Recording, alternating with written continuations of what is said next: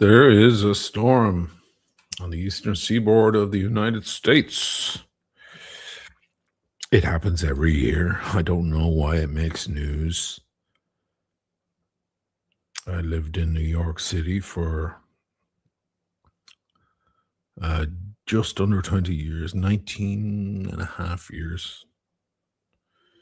And every year, the last bad one I remember was, oh shit, what year was that? 2015, maybe? I was in Brooklyn. I was in Williamsburg. And that was feet and feet of snow. I don't know. I mean, if you live in the Midwest or in Canada or Greenland or somewhere, you're probably like, yeah, whatever. You guys are pussies. You guys don't know what a winter storm is. But I guess it makes news because it's the it's where all the news comes out of. You know, New York is a news hub.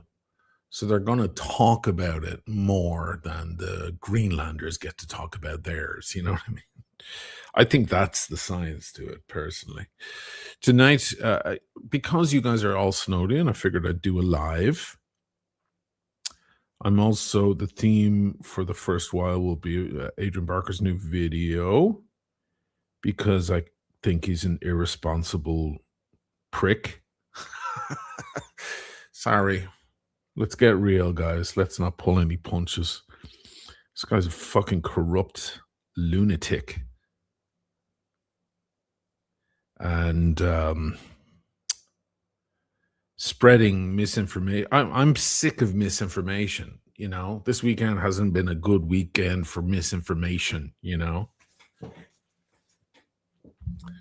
Where we're told that what we can see with our fucking eyes isn't what happened. I mean, don't you feel disrespected? Don't you feel like your dignity is being insulted? Your very intelligence? Well, within the watch world, I feel as one of the larger contributors, let's face it, not the largest, but you know, in the top 20, maybe. I feel a responsibility. Somebody puts out some bullshit. My fear is that someone might listen. They can say whatever they want. They have every right to say whatever they want. It's a free country, free democracies we live in. But Jesus Christ, stop it. Because people will hear that and listen to it. No? So if you don't know, Adrian Barker put out a video. He's one of the bigger voices in YouTube. If he wasn't, I wouldn't care. There's lots of small channels who go on about the watch market being dead, blah, blah, blah. But honestly, they're just pounding sand and talking into an echo chamber because they have a couple of thousand of subs and nobody gives a flying fuck what they have to say. Guy like Adrian Barker, Britt Pierce, these voices go out. These are the Christy Noams of the watch world. Yeah? That's what these people are. So all I have to, I mean, I would rather not talk about these fucking cunts, but I have to. Because I feel a responsibility. I'm just going to change watch. I have the Breguet on the 7067, fucking work of art. This is the Breguet that I bought from that bunch. Beautiful watches. It's a bit more affordable than the Tourbillon. But I'm actually going to take it off because I'm putting on my Fidel because I'm in war mode here. When I'm in war, I wore my green and I'm putting on my Fidel Castro, because I'm not taking, just like Fidel, I'm not taking anyone's bullshit. There you go. There's the Fidel.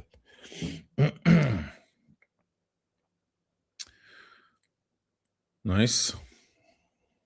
I started a little late as well because I figure, people are, well, it's New York time, Boston time, whatever. You guys are getting hammered right now. I think some areas have a foot of snow already. That's wild.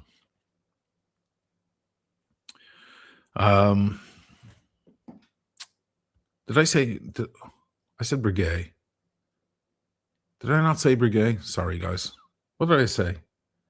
I didn't say Brigade. What did I say? Somebody goes, do you mean Brigade? I don't understand. Ay. Rewind. Tell me what I said.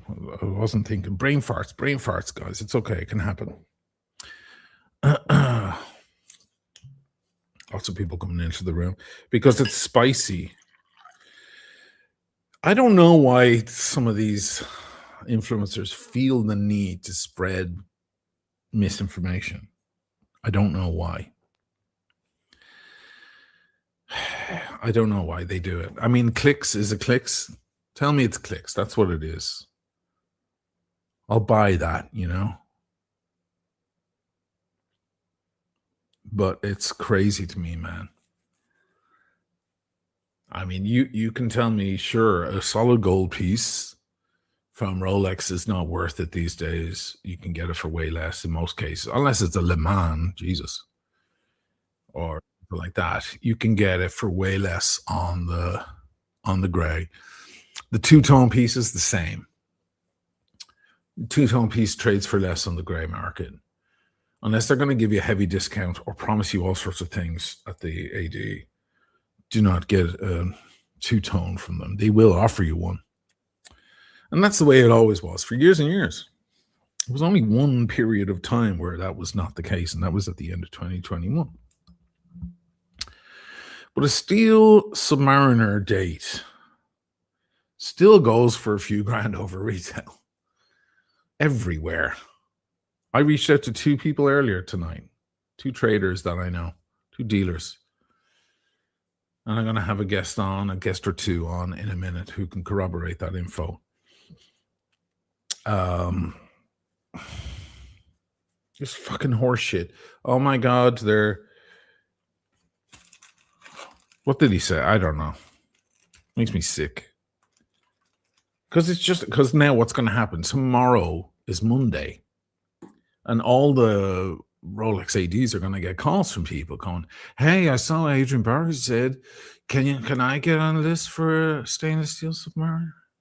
They're going to be like, no, that's not the fucking reality on the ground, kids. You've been duped by someone who needs to pay their rent based on the clicks they get. They have an incentive. It's not genuine. Let's bring in Brenny. Hey, Brenny boy.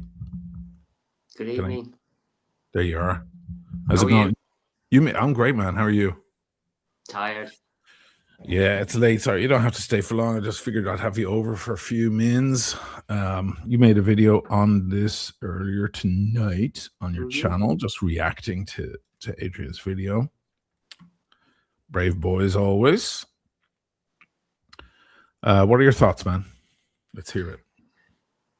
I can sum it up really easy. When I do a video, I'll spend days on it. Sometimes I'll spend hours editing. But when I saw his video at 3:30 today, it just wound me up enough to whiz that video out in under 2 hours, which means I'm angry and annoyed, and I just don't like misinformation just for clicks. Right. And when I'm annoyed, I move faster. So, and I'm not doing this for clicks, and I'm currently losing subscribers because the Adrian fan club are going nuts in my subscriber base. And if I cared about subscriber numbers, I wouldn't put videos like this out, would I? Same as you, because exposing this doesn't do us any good. No. They'll be loyalists in the room right now going, "Oh, how dare you insult my icon, my legend," whatever the fuck they have to say. But come on, man, facts are facts. Talking about facts, the latest information on the exact watch he's saying is The worth Submariner less than date, MS. Yeah, is the exact watch he is the saying in most the his most sought video. after Rolex on Earth, maybe Yes, alongside the Pepsi or whatever. Yeah. my grey market dealer, who I won't mention, Hmm. Watches of the Vale in Cardiff, will pay you £1,000 tomorrow above MSRP for as Right. many of them as you like. 50 of them, 60 of them, 80 of them. Just send them to Lee and he will pay you 1,000 profit on the watch tomorrow. I got the same figures because I'm speaking in euros. I got 1,500. I said, if I go by the AD during the week and pick up a brand new sub date, which is whatever it is here now, it's almost 10,000. They're selling them for 12,995, right? Basically 13,000. That's the price, and they're fairly firm. I'm sure maybe you can offer them like 12,750 or something, and they might just go for it. Yeah. They're relatively firm on a sub date because a sub date is the chocolate cake of fucking Rolex. It's what everybody wants. It's the Gibson Les Pauls, the Fender Strat. It's the classic. Everybody wants them. They've remained firm for so long. So I was given 1,500. That's what I was told, because they'll make their 1,500 then. There's about 2 to 3 grand to be made on these watches. The date versus the no date, whatever variation. It's not a massive, like I heard Adrian Barker go, you can no longer make a massive profit.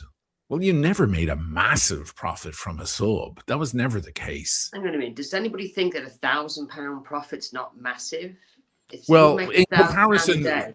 in Who makes comparison to £1,000 a like, day? yeah, I know exactly. You're right, but in comparison, maybe to the Pepsi, where you can nearly double your money, or the Daytona, where you can triple your money, or the Le Mans, where you can quadruple your money, or whatever. Perhaps you might look at 1,000 or 1,500 bucks as not a massive profit. What I'm trying to say is, even when there was the spike in the market in 2021, 2022, and things were going haywire, the subs weren't, it was never that. It was a few grand. That's what you could make, which is amazing that you could walk. You shouldn't do this, by the way, anybody watching.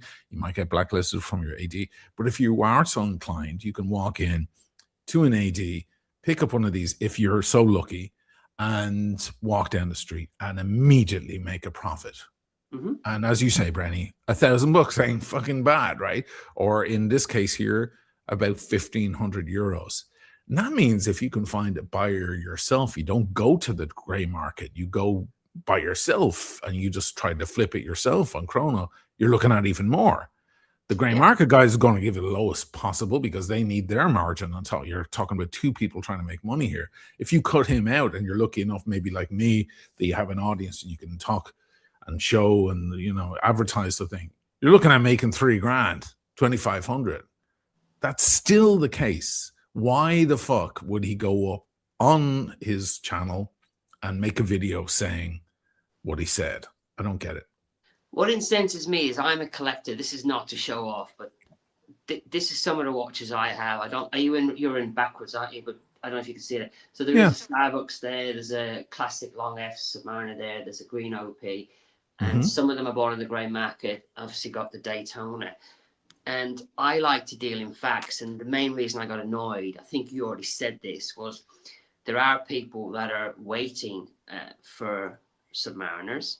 There are people that have been waiting 5 years, 3 years, whatever. You can't get a Submariner without a buy history. And now half of them tomorrow are going to be ringing their AD saying, listen, I've been waiting a long time. What's the chance to get me watch? And then you've got the other people that are chancing their arm that now want that 800 profit or whatever. And they're going to use his video as ammunition. Yeah. He was very clear in that video that there's no profit in a Submariner date today, right? He was very clear that the grey market dealers are going to be discounting them below MSRP to bring in the punters. That's exactly what he said. He was very clear. You Yeah. can. I mean, obviously, you don't want to play the video, but No.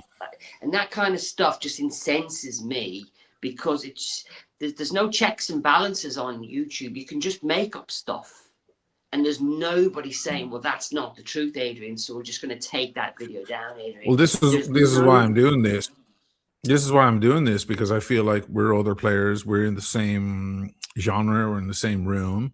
If no one else is going to stand up and say, I mean, the dealers aren't going to say it because it appears like they're doing it for their own interest. Because obviously, a gray market dealer, they don't like that kind of info going out there.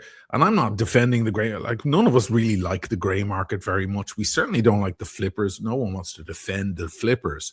But the truth is the truth. You can't bend the truth just because it suits you, which definitely seems to be the case with Adrian Barker. He's always had it in for flippers and gray market players and so on.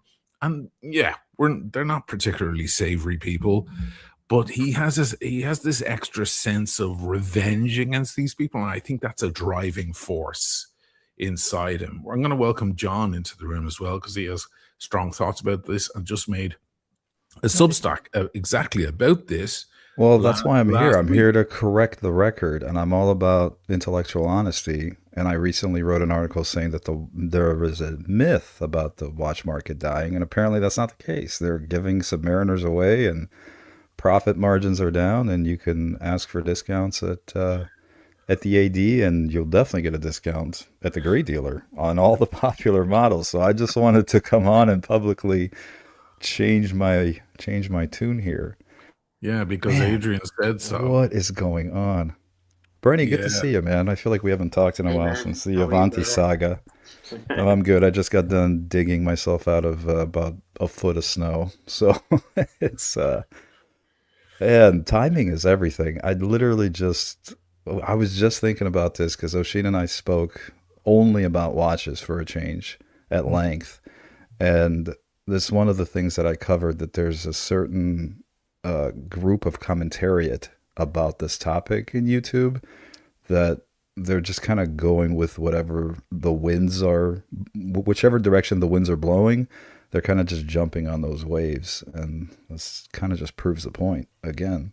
Guys, the Substack is johnlrichard.substack.com.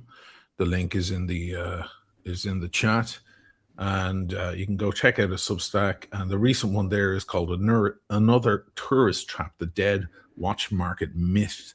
It's quite interesting. He also has lots of other stuff, very interesting observations about things that are going on today in the news, etc. If you want to check that out. And of course, we have Brenny Boswell, who has a great watch channel as well. I'm going to pull that up too. And he is the fearless, unstoppable, unshakable Brenny. Do not fuck with Brenny. Do you mind me saying that, Brenny? I don't know. I've got a few solicitors that have managed to get me to stand down, so maybe I'm not as brave as you might think. So you're smart. You know when to walk away and when not. You know which fights to fight and which ones not to. That's smarter. I'm not sure I possess those. That's just good tactics, Brenny. Yeah, that is just good tactics. So I will admit I haven't actually watched the video, but I'm hearing you guys describe it. It more or less sounds like I probably don't need to watch it to get the gist. Mm-hmm. Oh man. Yeah, I don't know what is the motivation? That's what I'm wondering. What is the motivation? I mean, he's obviously not affiliated with a gray market dealer. He, by his own admission, hates the gray market. Yes. I would be shocked if he was affiliated with an AD. So I don't understand the motivation. Is it just attention? Just to get clicks? Just to get views? Because he knows that's a sensational type of video to put out, and he knows that's going to get a lot of views and a lot of attention. Well, listen, I know Adrian. I've met him a couple of times, at least once or twice in London. We've spoken. I actually advertised some of his stuff ages ago when he came out with coffee. I figured I'd do him a favor. I did a coffee video for him and so on. He even promoted me one time on his channel. So I'm not, he's not a stranger to me, you know. And my best guess here is it's a combo of looking for the clicks. Unfortunately, I know it sounds cliche, but I think it is one of those things. It will get you clicks. And also, he's always had it in for the gray market and the flippers. Not like any of us love those guys either, but he's really always had a certain malice toward them. And I feel like this is just that shit coming out again. He has this kind of giggly, excited look in his eyes when he's talking about this because he knows he has a large audience. He knows he has a broad reach. And of course, there are those poor fools out there who are going to hear what he says and believe him. And they're going to walk, as Brenny says, they're going to walk into the AD now tomorrow, being Monday, and say, hey, did you see what he said? Or, you know, like I made the video there weeks ago about, you know, his partner in crime, I think you can call her at this point, that fucking witch. Sorry, Britt Pierce, who's doing the same fucking shit. And they're going to walk in and go, hey, can I get on the list? Hey, I heard that, you know, soon enough, they're all going to be going for under retail and you're going to be giving them away. You're going to be chasing us down the street trying to convince us to buy them. And they're going to get laughed out at the store because that's not the reality on the ground. What the fuck? So I don't know. I don't know what his exact most motivate. Who the fuck knows what's going on in his head? But my responsibility, he has every right to say what he wants to say. And I have every right to come out and say and repudiate and say, guys, no, not exactly. Gold pieces, sure. Two-tone pieces, sure. Not all of them, but some of them. A root beer, not necessarily, although now that they've pushed up the prices, maybe, yeah, okay, now we're seeing.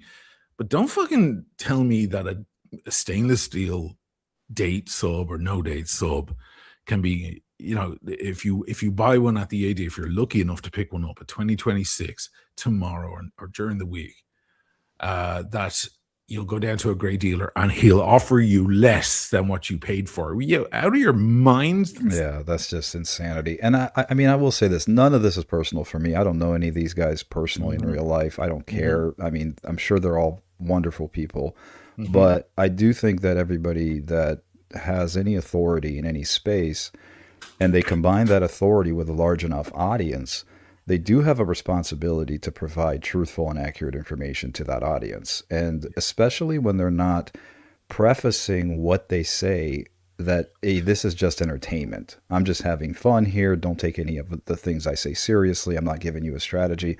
When you're actually talking about these things as somebody in authority about this topic, people are going to just inherently listen to you. And while they may not directly go to the AD and say, Adrian Barker said XYZ, they're going to incorporate that into their knowledge base and they're going to test those waters. And you're just going to embarrass people at the end of the day because they're going to walk in asking absurd questions and making ludicrous demands. And they might inadvertently, you know, ruin a relationship that was otherwise going to actually bear some fruit.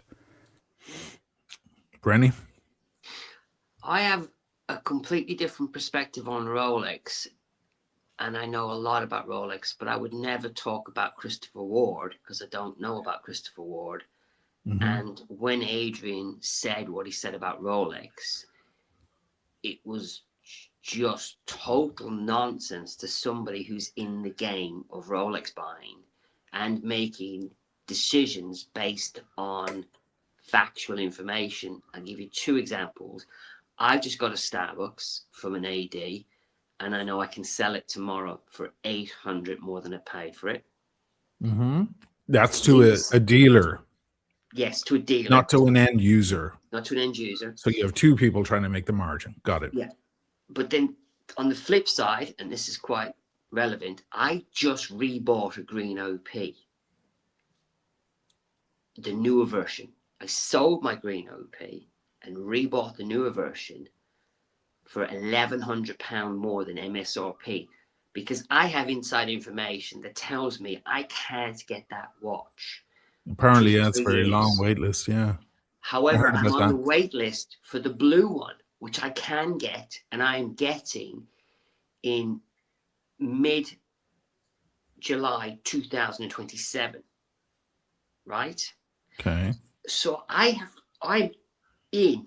So when somebody who's from the outside starts talking nonsense and spouting, hey, Submariners are worth less than MSRP, and he even says something quite poignant that the watches will be there for us just to walk in and buy. I know he says it a different way. He just incenses me because he doesn't have the first clue what he's talking about. And he should just stay in his own lane. If he doesn't know how Rolex works, he should just not comment. But he came across like he He was. does. He fucking, of course he knows. He's not stupid. The man is not stupid. He's not the most intelligent guy I've ever met in my life, I'll be honest. But he's not a stupid man either. He knows what he's up to. You know what I mean? So does fucking Bray Pierce. They don't know what they're up to. Can I point out something that I think is really critical that you guys just did, which is when people talk about the market, I think there's a lot of caveats that people don't place on what they're talking about necessarily when the market is discussed. People differentiate between MSRP from the AD, and then they start talking about the gray market. But the gray market can be a variety of things. It can be a Rolex CPO. Let's just stick with Rolex for the sake of this example. It can be the Rolex CPO prices. It can be an established gray dealer like watches of, Bob's Watches or some other large online Joma shop, things like that. It can be an open marketplace, which is Chrono 24, which is individual dealers and established brick and mortar gray dealers that also advertise on Chrono 24. Or it can just be peer-to-peer sales, which is you put your watch on eBay and then you can ask whatever the hell you want to ask for it. Those prices fluctuate dramatically. And when you're selling your watch, those prices and what you're getting will fluctuate dramatically. So if you take a Pepsi and you bought it at MSRP for what, 11 USD at this point, near 11, 10.7, something like that. If you go to a gray dealer like Bob's Watches, they're going to offer you a lot less than a smaller gray market reseller that may not have a Pepsi in stock. They may not have one. Bob's Watches is going to lowball you. Joma Shop will lowball you. Those big online marketplaces will lowball you. You can put it on Chrono 24. Chrono 24 is going to take a chunk out of your profit, so that immediately lowers your take-home profit. Or you can go to a small mom-and-pop AD, and they might give you, $20,000, $19,500. Again, I sold a Pepsi after 2 years of wearing it with scratches and everything, and I got $19,500 in Orange County. I paid $10,300, $10,500, something like that. I bought it at the AD. So, okay, maybe it's not exactly double, but it's sure pretty close to double. I mean, I'll take the rounding error there and just call it double.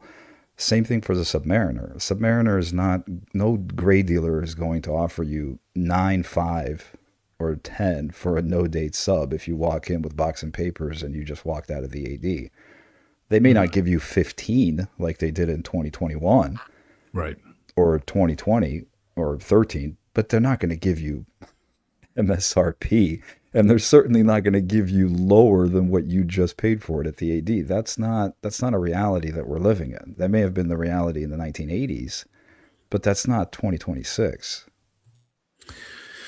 It's a strange thing to me. It has to be, you've got to be careful with these YouTubers because they have a different agenda in many cases. And hey, I'm one of them, right? What's my agenda? Do I have an agenda? Back when it was, watches aren't assets and blah, blah, blah, and I was fighting that war, I was accused of, because I had an Air King that I wanted to sell, that it was all because of that, because I didn't want my Air King to drop in value. I was like, I had like 50 watches. I think I give a shit about one Air King. Like, I'm going to ruin my reputation on this. But they suspect that you got to be careful when you're trying to defend the secondary market. You know what I mean? Because I do it, and I believe Brenny does it for the same reason, and that is, let's keep everything real. Let's keep everyone realistic. you know, there is still a wait list, especially stainless steel. Going into the AD, you get ignored. You have to be on a list. You have to buy other shit before you're even considered for one of these pieces, etc., etc. And putting out the info that was put out, what was it, last night or earlier today, Adrian, is just like giving people false hope, and that's just so damaging. It also might make people feel like fools for going gray. I support the going gray thing. If you're buying a gold piece, you should definitely do it because it's gonna, you'll save 10 grand, 15 grand. Same with two-tone. But if you want that stainless steel no date sub and it's 2 or 3 grand over retail and you just want to move on with your life, put it on your wrist and not have to play some fucking Rolex AD game, there's no shame in that. And I tried to put out that message because 1 in 100 or 1 in 150 guys gets that call and tells everybody about it. But the rest of us have to kind of go, oh, fuck, well, I'd like to watch now. I don't want to sit around and wait for 5 years or whatever and play their stupid game. And now they're going to feel like an idiot.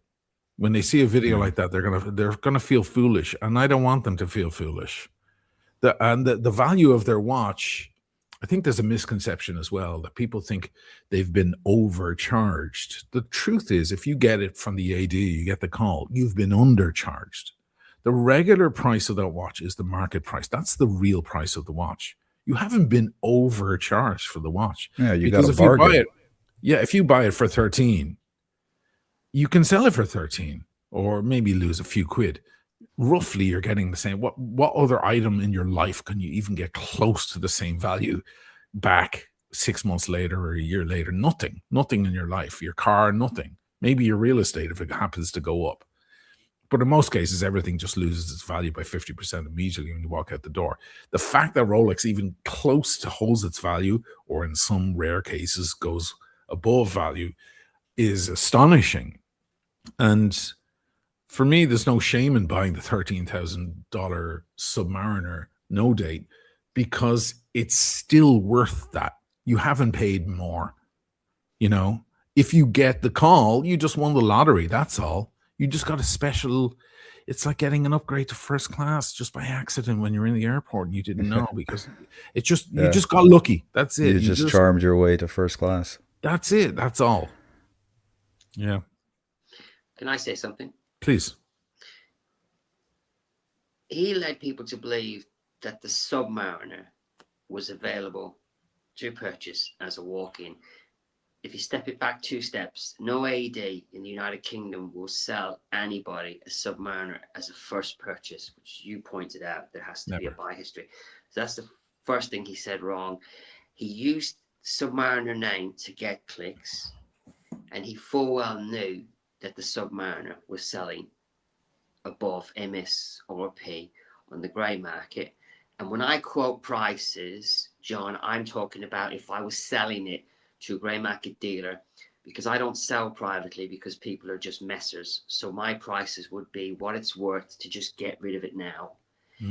But if Adrian had just taken the time to do some research, he could have said that the Air King is worth less than MSRP, or the Explorer 36 or the Explorer 40.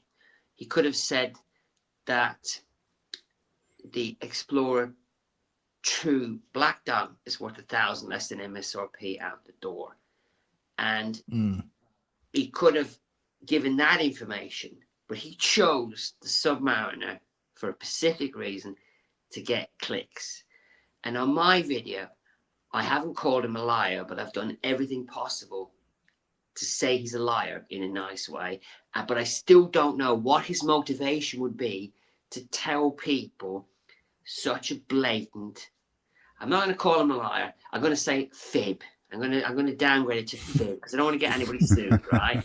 Why would anybody do that? Why would anybody with any brains come on his own TV show and say that this thing is worth less than MSRP, knowing it isn't? I just don't understand. Because motivation there. Nuance is very boring, and people tune out. So if you just say you can walk in and get a Submariner, that's going to grab somebody's attention. But if you're putting in all the nuance that you just did, where you're delineating between specific models and this is available, and yes, this is technically a stainless steel sports model, but if you're looking at an Explorer 1 or a Explorer 2 maybe, or an Air King, those are realistic. But yeah, and it's the same thing in the US. And again, I travel all over the country. I have traveled all over the country. I stop at different ADs, and I've had various conversations with AD owners and salespeople. And yeah, it's more or less the same thing. No one's going to sell you a Pepsi or a Batman or a sub as a first purchase unless you're extremely lucky, extremely persuasive, and you have some sort of story. And even that varies by stores and varies by store policies, because the more corporate ADs have a much more stringent policy as opposed to the mom and pop ADs in the US.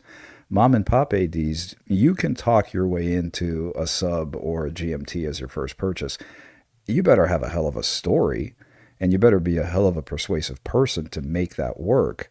But again, it's like Oshin's example. That's like walking up to the counter at the airport, buying a ticket, and trying to flirt your way to first class. It's possible. I wouldn't call that a strategy if you really want to get into first class. I would say buy the first class ticket or have a loyalty program with the airline where you can use your miles to upgrade to first class. But if you're going to roll the dice and call that a strategy, like say, well, I was able to charm my way into first class because I, made small talk with the flight attendant before we boarded, you just got lucky. And it's important to recognize that if you got lucky. Again, I got my Pepsi from the AD in 2021 as my first purchase. It took 8 months. I know I got extremely lucky, and I know a lot of things fell into place, and I know that my job had a lot to do with it. Yeah. And I'm not going to recommend that to people as a strategy.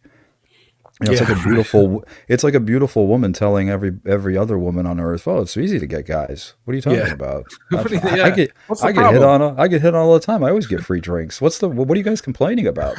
I was like, "Yeah, you're a fucking model. Of course it's easy. You're rich, famous, and you're hot." Like, it's not a coherent strategy. Love's Auto Detail makes a very good point. Can he prove he can buy one himself? Now, this reminds me of back when Brit Pierce was spewing her nonsense. And I was like going, this is because your husband has been buying watches since 1992. Okay, that's why you got because she was going on like, why are people buying Daytonas at triple the price? They're so easy to get, practically, is what she was saying. Like, they're not that hard. People are buying them. Why, if they're so hard to get, why are there so many on Chrono 24? And I was like, oh my God, you think that's a gotcha point, don't you? Oh my God. But I was like, yeah, because you've been grandfathered in through your hubby, who's 25 years senior and has been buying watches forever, try getting one yourself. And she actually did say, maybe what I'll do is I'll sign up with a different AD as a complete newbie, and I'll put in for a hard piece to show you how hard it is. Did we ever see that video? We never saw that video. It never happened. I don't know if she bothered. Maybe her hubby went, honey, don't waste your time, because you don't understand how or whether she actually did try and was super fucking embarrassed at the reality of it. My issue was, how is she making people feel at home? All these people who buy watches from Chrono and so on, she's making them feel like fools, because she's going, hey, it ain't so hard, guys. Look what I did. I got my, my Daytona, ceramic Daytona, a black dial, in 6 months. Well, how is everyone going to feel at home? They're going to feel like morons. Well, she got it because she had that extra advantage. As you say, it's like the model. It's this is the thing I'm looking out for with people, because God, man, the sub, the Note 8 sub, they still are rock solid, those watches. And anyone who wants one of the guys I was talking to earlier, he's in Mestre here. He's like, if you have one, I asked him the question hypothetically, but he got all excited. He's like, why, you have one? Which day? Let me know which day you're picking up. I'll take it from you immediately, and so on. Because that fucking watch will just go like that. I was like, no, actually, I'm just, it's a hypothetical, man. I'm sorry to get you all moist. You should have started with that. Listen, this is a hypothetical. I did it the wrong way, man.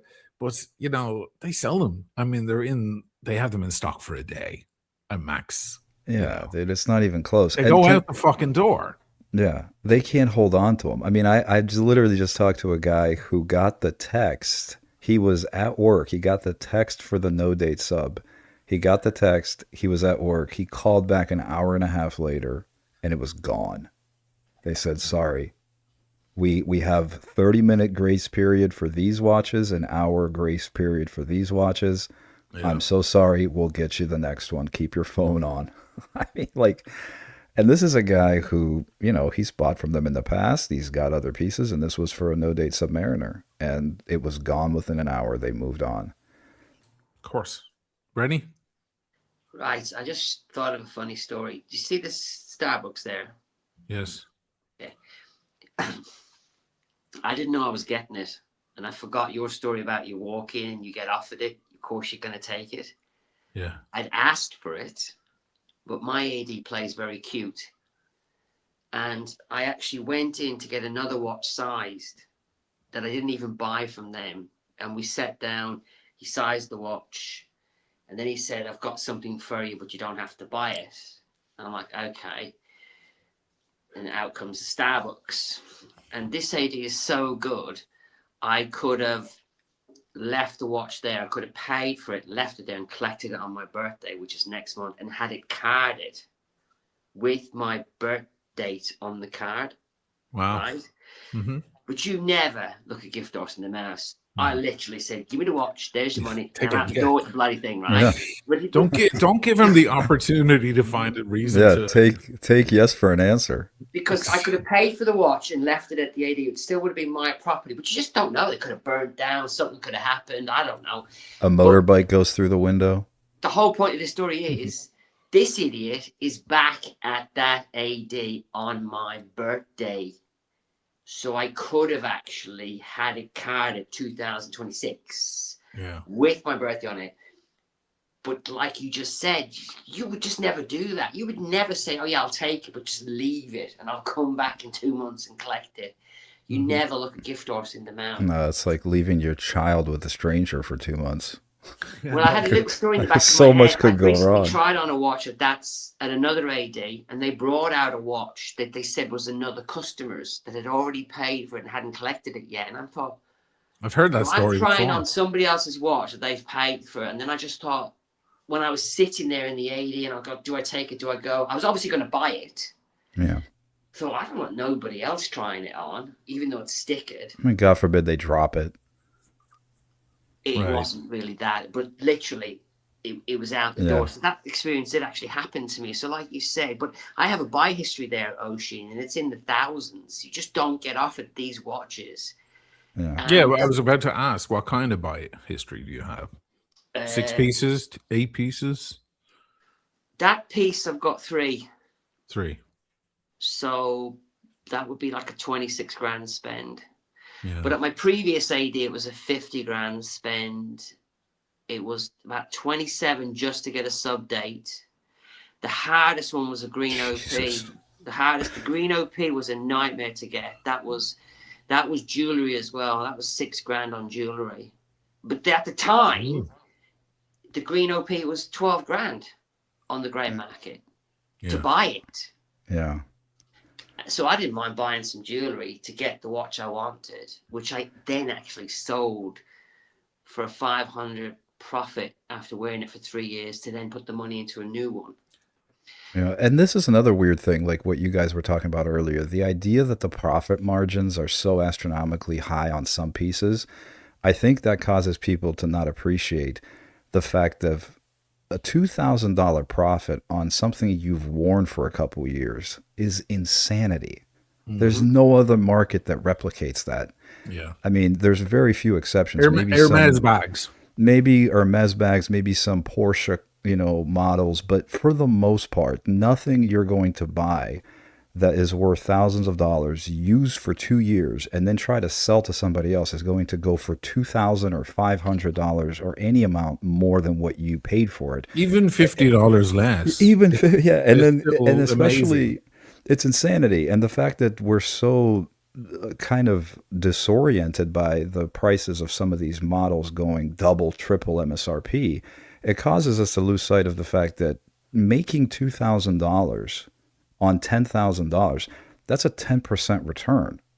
Like, that's fantastic. Dude, you can I go will even take that farther. any day of the week. You can go even farther and just say making your money back. Yeah, just keeping My, your equity. just keeping it is astonishing. Yeah. It does not happen with most things in your life. And Most things. there's one other thing that irks me when people talk about the list. And can I just kind of give people a sanity check here and provide some clarity about the list? This isn't you walking into a deli and pulling a number and waiting for your turn. Yeah. That is not the Rolex list. There is no list. You don't walk in, tell them, "Hi, my name is Bill. I want a GMT." And they say, "Okay, Bill, you are number 1733 in line. We'll call you." That's not how this works. There is the actual list of preferred customers who get the call. Yeah. And then there's the other thousands of people who walk in, call, ask for a sub, ask for a GMT, and they get a polite hand wave of, "Oh, yeah, thank you for your interest. We'll be in touch." And they are never contacted again. So the people that are waiting 5 years for a Submariner, they're not on the list. They're not on any list.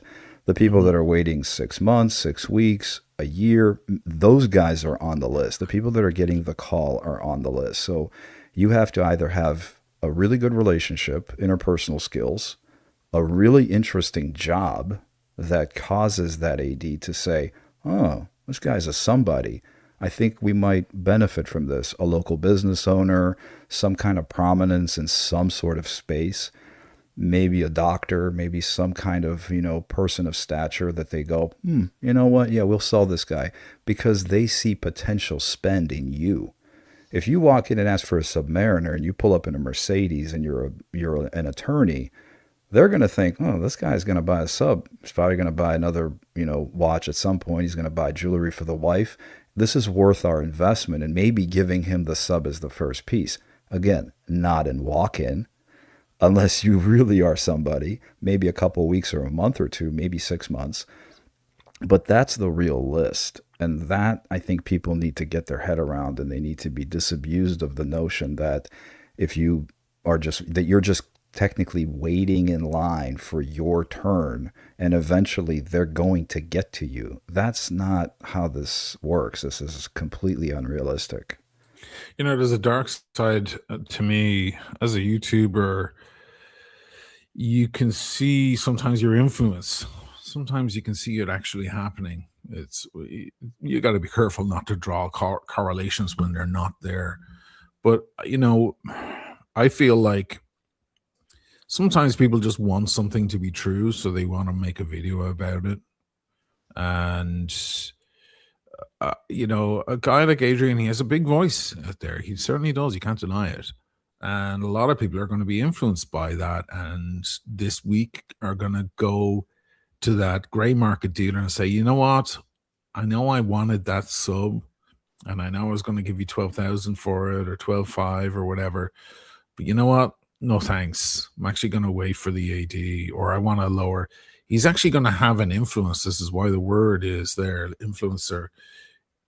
Perhaps he's hoping to push things that way, move things in that direction where people are going to turn down their gray market dealer and get more insistent now at their authorized dealer. And that would just make him very happy, because he hates the gray market.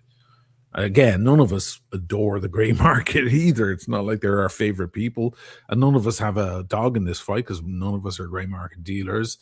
But it's like, I feel like it's almost when you want it to be true. It's like the crowd that are all like, "Oh, the watch market is dead and Rolex is dead."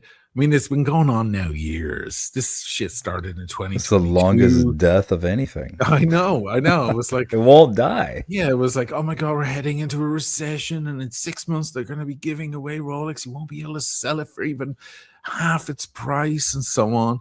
here we are 4 fucking years later, and none of that shit has really happened. The market's certainly cooled down and recorrected itself to where it was pre-hype, but it's, I mean, come on. Otherwise there wouldn't be guys with machetes and motorcycles trying to break into fucking. Yeah.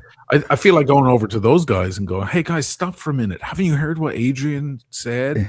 It's like these aren't worth anything anymore. You're risking a fellas. lot of jail time for Yeah, very little yeah. profit. Go to the bank down the street. It's better. You're better off." It's. I just wonder if it's wishful thinking coming out in their content creation. That's what I see. I think it is possible that it's like a very minimal thumb on the scale type of thing too. That's also something that if your influence, if you're a real estate influencer and you're massive enough in that space, the things you say could actually have marginal or dramatic impacts on the market. And the watch space is a much smaller community of people. And, I think, guys like him or Teddy, they have a very, large platform and a large voice, and Right. they could, if they wanted to, start kind of pushing the market in one direction or another. It's like if he starts shitting on a brand, Yeah. it might impact the sales of that brand. Yes. So it's very possible, just like you or anybody else with a massive enough audience. If you start calling, I mean, look, you had Speedygate. Yes. Right. I mean, you were honest review about the bracelet being sharp, and it kind of became a thing in the watch space. It did, and hey, look, the proof is in the pudding. When Britt and Adrian were shitting on Breitling approached them, and honestly, I'm astounded at their stupidity that they actually admitted this, that they didn't like Breitling, but then Breitling approached them and offered them, and then all of a sudden they were all like, "Oh, now we like Breitling." We're like, "Oh, gee whiz, I wonder how this works. You guys must be real honest reviewers. Oh my god!"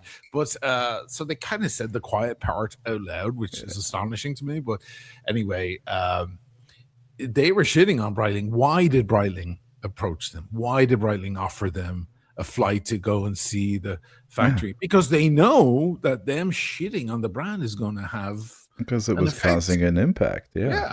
Even And if whether- it's small, yeah. it's something. And unfortunately, whether we like it or not, YouTube and social media, it's kind of the new medium for information consumption and information delivery. So if you have somebody that's again, especially in a very niche industry like luxury watches, there's not that many prominent people. It's not that, I mean, it may feel oversaturated to us because we're, in this community. But if you compare that to other, products, makeup, cars, anything else really, real estate, it's not that oversaturated. There's only maybe a dozen people that we could probably all name that have large enough platforms that have some sort of voice in this industry. And so if one of those people, one of the big ones especially, and I would consider Adrian, I don't know what his, subscriber count is, but I would consider him one of the big ones in this space. If he starts, publicly shitting on a brand, and, I think, again, this is psychology. Nico Leonard pops into my head every time I think of Hublot. Right. And I don't even care about Hublot, but every time I think of that brand, I think of Nico fucking Leonard. Yeah. And I'm sure I'm not alone there. Right. Rennie? Right. Back to John about profiling the customers. John, you think you were profiled. That's why you were given the Pepsi. Oh, 100%. Not only was I profiled, I purposely allowed myself to be profiled. I participated in that profiling because I knew it would work. You absolutely were, because that's how Rolex ADs work. They sit there all day, bored out of their minds, and they Google you. But I have a story that I can't talk about. And my guy told me he Googled me after I left. Yeah, I deal in facts, not He was bullshit. actually honest about it. He told me I Googled you the minute you walked out. And I knew you were legit because you popped up on a couple professional career sites. So I knew you weren't bullshitting about who you were. Right. So that's why I gotta tell you this, but this is a story I'm working on, and I'm going to try and say it without getting me in trouble because I'm not allowed to talk about it yet. But it's a true story I'm working on now, right? About the profiling. Okay. and the type of people they sell to, and that's why they will not sell a random walk-in with no buy history in the United Kingdom a Submariner date, and that's why it incensed me. I'm working on a group at the moment, and I'm going to say the name of the group, the ROYIGUTKIN Watchers Group. That's all I'm going to say on the group. And it has a membership of 20 to 30 professional people. They're operating in the United Kingdom now as we speak. And their only job as a part-time hobby is to go into Rolex ADs and buy watches. And they've been rumbled by Rolex in the United Kingdom, and all of their names, I have 4 of the names, but I can't reveal them, are now common knowledge to every Rolex AD in the United Kingdom, and they're all blacklisted without them being told. But previous to that, they were all considered to be good customers. And I found out that one of them had walked into an AD and purchased 3 watches, all shitters. And I said to the AD, but they're buying shitters. Let them carry on buying shitters. And they said, apparently, it's gotten so high up in Rolex that the entire group have been blacklisted. And it all happened because one of the members walked into a Rolex AD in the United Kingdom and gave them the fucking list of all the people on the list. And they're people who are professionals who have no business flipping watches. And they're going into ADs all over the United Kingdom, buying these watches with the ringleader's money. And they get as little as £250 to £300 per watch. But it's obviously a buzz or a game to them. And that's happening now in the United Kingdom and has been rumbled. But I'm not allowed to talk about it on my channel. I thought I'd take the opportunity to say it on here. I can send you all the information, Ocean. Coming soon. Because I deal in facts. I'm looking at the screenshots now. Lovely to see some of you on Thursday at our first ever AKL team dinner. Thanks to all who made it. This month we bought a record 143 watches. It's really cheesy as well. By the way, tell me to shut up if you want, Oisin. It's all right. It's all right. Go ahead. We sold like crazy. We're busier than ever. Not anymore, you're not, right? Great work to everyone who contributed. And they've got little thumbs up and hearts. And they've even got awards. Somebody got a bonus this month. I mean, I shouldn't really go on about this. Who got a bonus? Evram, AVROM. Huge congrats. £200 bonus this month. Do you want to know what watch he bought? What's that? Day 40 ice blue with diamond baguettes on platinum. Who the fuck buys them? They're shitters, right? Jesus Christ. Then we've got another guy, I can't say his name, who hit the ground running with 6 watches in the past 2 weeks. He gets a £150 bonus. However, £150 for selling these watches? That's this is a bonus on top. This is for them buying. So this is somebody who's a ringleader who gives them the money, and they're doctors, solicitors. I mean, I've got a list of what their jobs are. The total opposite to what you would think is a flipper. And they do not know this, but they're all blacklisted.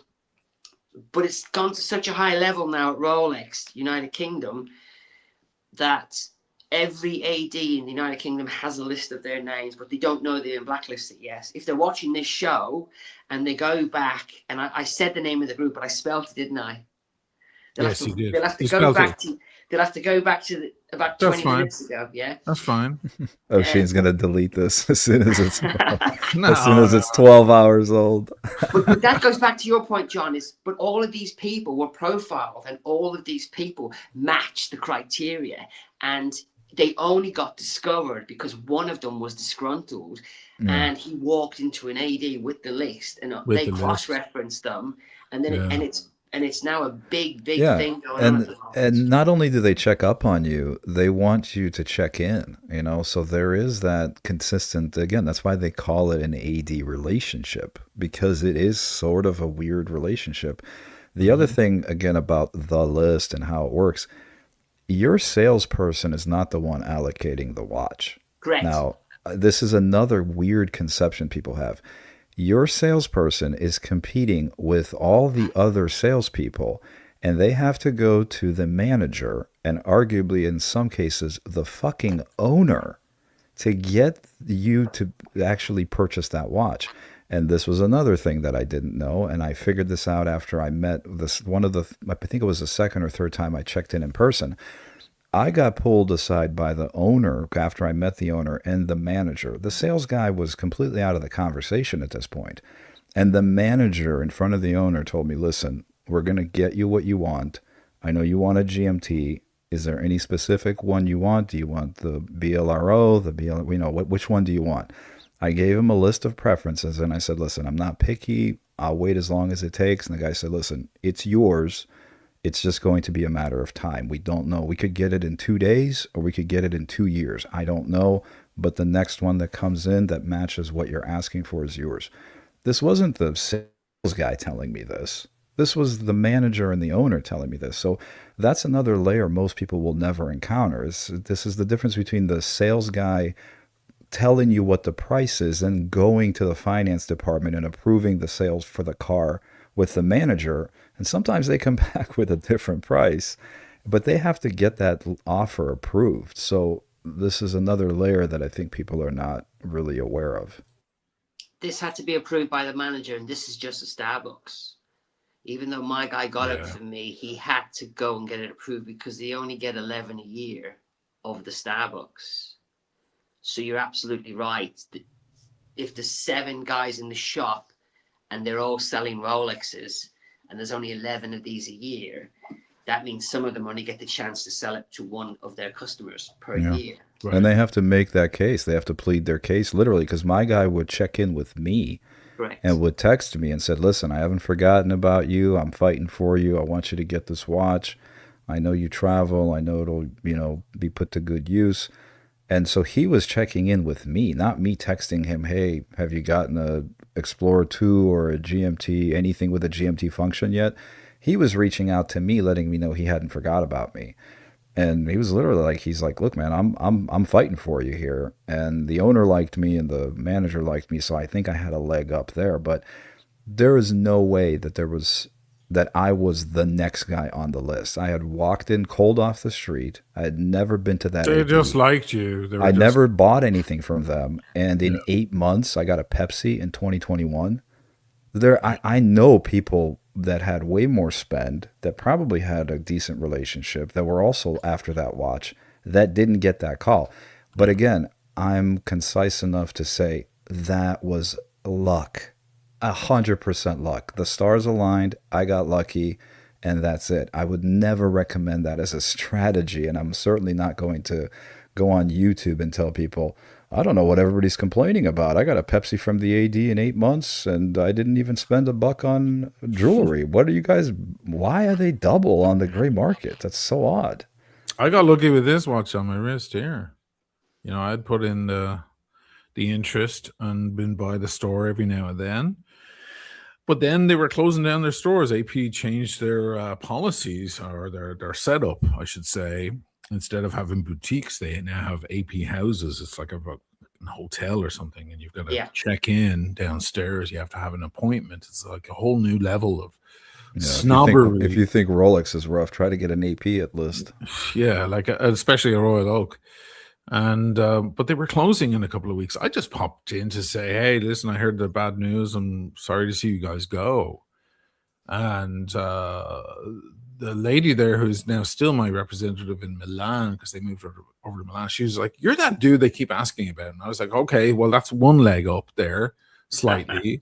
and the guy, the older guy who you see in a couple of my videos, he's changing straps for me because I bought a couple of straps in there. He was like, oh, you once said that you wanted the green offshore diver. I was like, yeah. And he goes, I held one for you. And I was like, that's bullshit. You didn't fucking, you have my number. You could have called me. I didn't say this. This is my internal dialogue. I'm like, my external dialogue was like, oh, really? That's great. The voice But went up. I'm just thinking, like, what happened is someone came in this morning and changed their mind and wanted the blue instead or something like that. And I just happened to walk in at the right moment, and I was the right kind of guy. AP, they like to sell to RT types and directors and auteurs and people like that. So it's different to the Rolex crowd. AP would like to stand by themselves. So I guess I fit the bill slightly.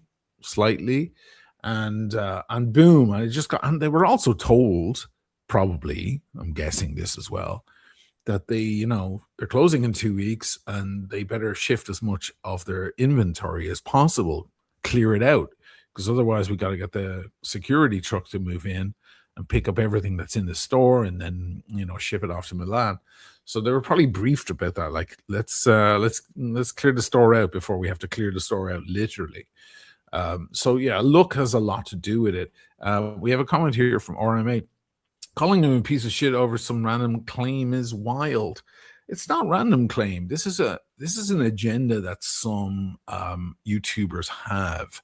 Now, as I said earlier in the show, there are some tiny channels that they've literally built their entire audience on claiming that the watch market is dead and just the whole thing. And we know that they're appealing to guys who can't, sorry to be rough about this, but who can't afford a Rolex or can't afford a Patek, and all they want to see is Schadenfreude. The Germans have a word for it, Schadenfreude. It's just the thrill of seeing the big castle crash down, and the kick that people get out of it. It's great to see Will Smith ruin his whole career by smacking Chris Rock on the stage. It's great fun to see someone successful lose all their millions overnight. Everybody gets a secret thrill out of it. And in the watch world, it couldn't be more applicable, because there's a lot of guys out there who have their best watches is a Longines or something like that. And that's okay. There's nothing wrong with those watches. They're great watches. And I love Seiko. I talk about Seiko all the time, and they're under $1,000 in most cases. But they look at the Rolex crowd and the AP crowd and the Patek crowd, and it just pisses them off for exactly the same reason as you're in traffic and you're driving a Honda Civic and the guy next to you has a Rolls Royce, and you immediately call him an asshole, even though you've never met him or anything. You just go, look at that prick with his fucking big car. And it's the same stuff. It's a punching upward. It's a very comfortable feeling to punch upward always. Punching downward happens, but it's rarer in the world than punching upward. Punching upward happens constantly on every level of life. And the pretty girl looks at the really hot girl and goes, fucking bitch, I bet she redid her nose. They're not real plastic surgery. Just constant punching upward, because that's a place of security. And it happens in the watch world more than anything I've ever seen in my life. And I just feel like there's a crowd out there who just want to see Rolex die. They want to see Patek die, and they want to see everyone to go down with them. So there's a certain bunch of YouTubers and influencers who have capitalized on that and said, I'm going to get that crowd in to my crowd. And it's the Trump effect. Well, why is that? It's the same thing that, Trump did in politics. He galvanized that group. It's the same. He galvanized, yeah. Right. I see what you're saying. So, yeah, it's like I'm getting away from the elite. I have my own funding. I have my own money, etc., etc. I see what you're saying. So, for me, I don't really give a shit about these tiny channels. There's a red-faced dude who looks like fucking Santa Claus drunk or whatever. Don't fucking say the name. Sorry, we're not promoting anyone tonight except for you guys. He's not called Colonel Sanders, but that's who I call him. Oh, Colonel Sanders. Sorry, I didn't want to. And fine, like if he can make an audience out of that, and that's fine. But I just when it comes to the bigger players. Who they have a responsibility. We all have a responsibility, and you have to speak the truth. It's great to see prices come down, make things more affordable. Yeah, the gray market was in a frenzy, a few years ago. That's long gone now at this point, and things have recorrected back to pretty much where they were, if not higher, from before that. But when I see these bigger players with bigger voices and bigger platforms be a little irresponsible about it, it pisses me off. I'm just like, well, why are you doing that? And can I make? Are you that fucking desperate for fucking clicks? Like, stop it. Can I just sharpen that point up to one little bit? Everything you're saying, I totally agree with. The other thing I would also say, just to put a finer point on this, there's a difference between expressing your opinion, getting things wrong and making mistakes, and obviously then correcting those mistakes if you're an honest broker of information, and engaging in outright deception. Right? You can call it lies, you can call it half-truths, you can call it omissions, whatever, but when you're not providing full context and you're doing it on purpose. That's the distinction I make. So it's one thing for Adrian didn't go and get examples from different dealers, which is what I did today and what Brenny did, right? We actually went to dealers and said, hey, what would you give me for... Adrian just went, oh, these are the watch charts. And this is based on the watch charts. This is very general information. The watch charts are always fucking super, super extra low. I feel like they have an agenda as well, those guys. I don't know what. I never trusted the watch charts. I tried to draw an average between all the various outlets out there. And honestly, just use, like I did with the Brit Pierce video where I was walking through the city going, okay, great, I'm going to go walk into my AD. And then I get fucking laughed out of a couple of ADs. I'm like, what's the reality on the ground versus everybody's your is different. Pontification? Every market is going to be different. Again, trying to get a Rolex in San Francisco is a much different experience than trying to get a Rolex in Destin, Florida. Like, those are very different experiences. Again, I can only speak for the U.S., but these bigger markets, that has a lot to do with it. The prices have a lot to do with it. Selling a watch in California, you're going to get more money for it because they're going to sell it for more money in California than they would in Michigan or Minneapolis or Chicago. There's going to be fluctuations. So there's so much to it that if you want to make a real dense video with all that information in there and actually provide people with accurate, concise information and be very meticulous about it, I think they know no one's clicking on that video. But if you put up a picture of a Rolex Submariner, a weird face with the O expression, and Rolex Submariner under MSRP, everybody's clicking on that video because they want to know, hey, did something happen? Did a nuclear bomb go off somewhere? And all of a sudden Rolex, like, they don't know.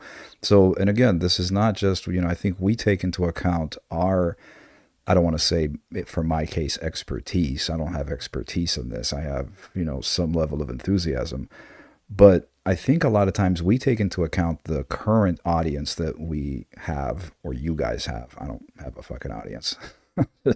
But the newbies, there's constantly new people coming into this space and they don't know. They go into YouTube and they type in Rolex Submariner, and the videos that pop up, they're going to start clicking through those, and the algorithm will keep feeding them more suggestions. This is what I'm saying. They have a huge responsibility with a large audience. Absolutely. And people are fucking convinced. Brenny made an actual video about this, not a live stream, an actual video earlier this evening.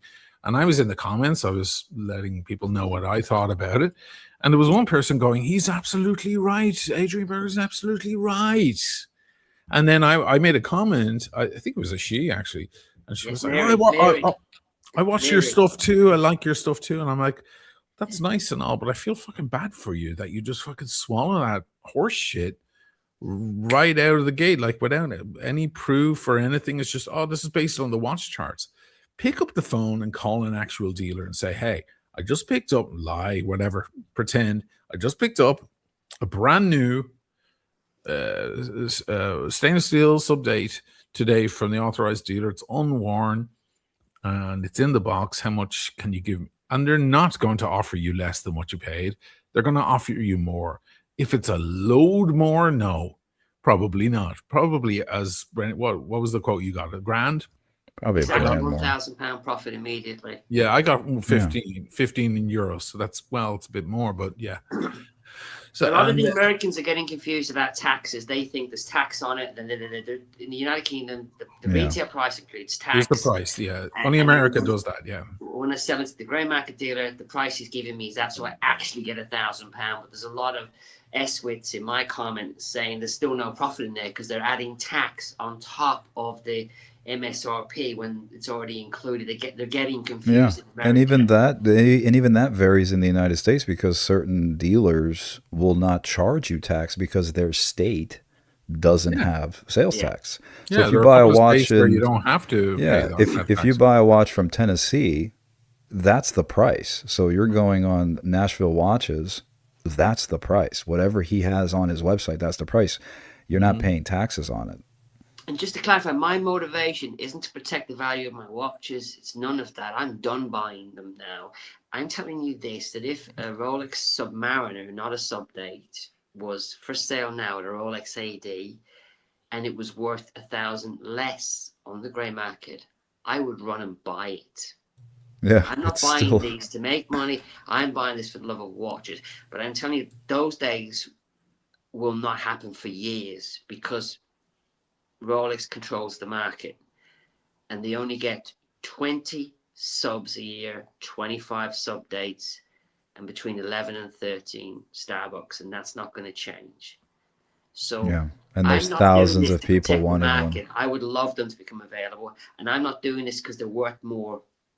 If you get them, I would love a Submariner because they're just a great watch, a fantastic clasp. Any of you that own it, you will agree with me on the clasp of a Submariner. It's incredible.